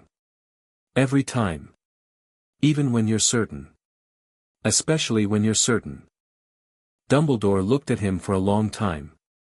The morning light came through the window of the office and caught the frames of the glasses and the silver of his hair, and the phoenix was very still on its perch. That, Dumbledore said, quietly, is the most accurate thing anyone has said to me in a very long time. Good, Harry said. I'll come back when I have more to share. And I expect honesty in return. Not managed honesty. The full kind. Yes, Dumbledore said. Simply. Without conditions. Harry stood up. He looked around the office once, at the instruments and the portraits and the great window with its view of the grounds, the lake visible in the distance, the mountains beyond that. His school, in 2 years. His world. I'll see myself out, he said. He walked back down to Hogsmeade in the grey September morning, hands in his pockets, the ring warm on his right hand. He stood for a moment at the edge of the village, looking back up at the castle. He thought about the conversation. About what had been said and what hadn't been said and what both of those things meant. About a man who was genuinely, structurally brilliant and genuinely, structurally flawed, and the work involved in holding both truths about a person without letting either one eat the other. He thought about his parents' letters in the desk at Penhallow. Trust your instincts. Be careful of gifts given by people with their own plans. Don't let anyone tell you what you are before you've had the chance to find out. He was 10 years old. He had a Wisengamot seat and a vault and a godfather and a werewolf and a goblin director and a 600-year-old alchemist and a portrait of his grandfather and 2 letters from his parents, and somewhere out there were 5 more Horcruxes and a soul in Albania gathering its strength and a future that was not simple and not safe but was absolutely, unquestionably his to shape. He was not afraid. He turned away from the castle and walked into Hogsmeade, the village coming awake around him in the September morning, and he fled back to Penhallow where Sirius was waiting in the kitchen with tea that had probably been ready for an hour. Sirius looked at him when he stepped out of the fire, reading his face with the practiced attention he'd been developing for 3 months. "How did it go?" Sirius said. Harry sat down at the kitchen table. He picked up the tea. He thought about the office and the morning light and Dumbledore's expression when the calculations had been named. "Well," Harry said. "I think it went well." Sirius sat across from him. "Do you trust him?" Harry thought about it properly, with the full weight of everything he knew. "Not yet," he said. "But I think he's trying to become trustworthy. Which is different from being it and also different from pretending to be." He looked at Sirius. "I'll watch and see." Sirius looked at him for a long moment. "You know," he said, "when James talked about you, about what you'd be like when you grew up, he always said you'd be extraordinary." He was right. He picked up his own tea. "But I think he also thought you'd be 11 when it started." Harry almost smiled. "I'm running a bit ahead of schedule." "A bit," Sirius said, and there it was, the full laugh, the real one, the one that had been coming back piece by piece over 3 months and was now entirely present, entirely itself, sounding in the Penhallow kitchen with the sea outside the window and the morning light coming in. Remus appeared in the kitchen doorway with a book under his arm and an expression of mild inquiry that sharpened when he saw them both looking relatively settled. "Good meeting," he said. "Productive," Harry said. "The diary is destroyed," Sirius said.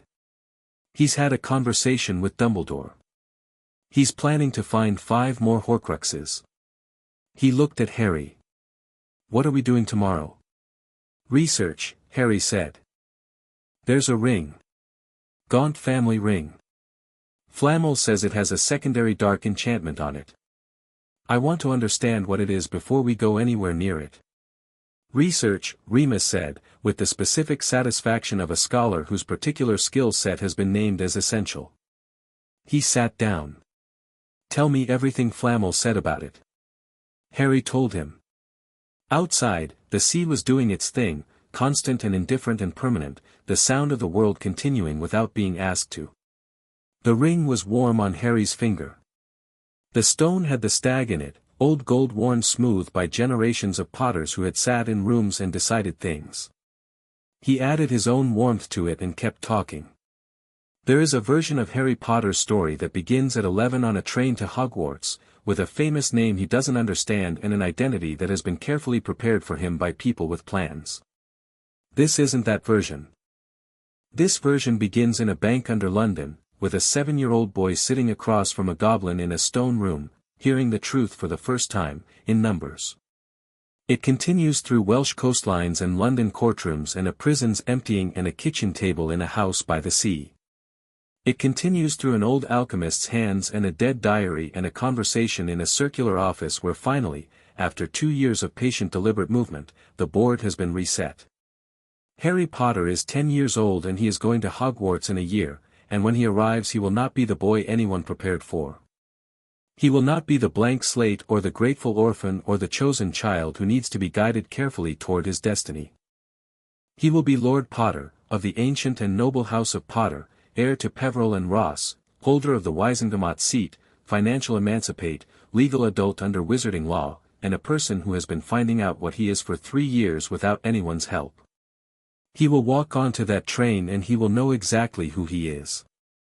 And the world, his world, the one his parents left him, the one that was stolen from him and that he has been stealing back piece by piece, the one that still has darkness in it and a war gathering at its edges and a staircase above this one with its own set of steps, that world is going to have to meet him on his terms. He is not afraid. He has never been afraid. He sat in the kitchen at Penhallow and talked about Horcruxes with his godfather and his father's best friend, and the sea was outside and the morning was going, and somewhere ahead of him was everything. He was ready.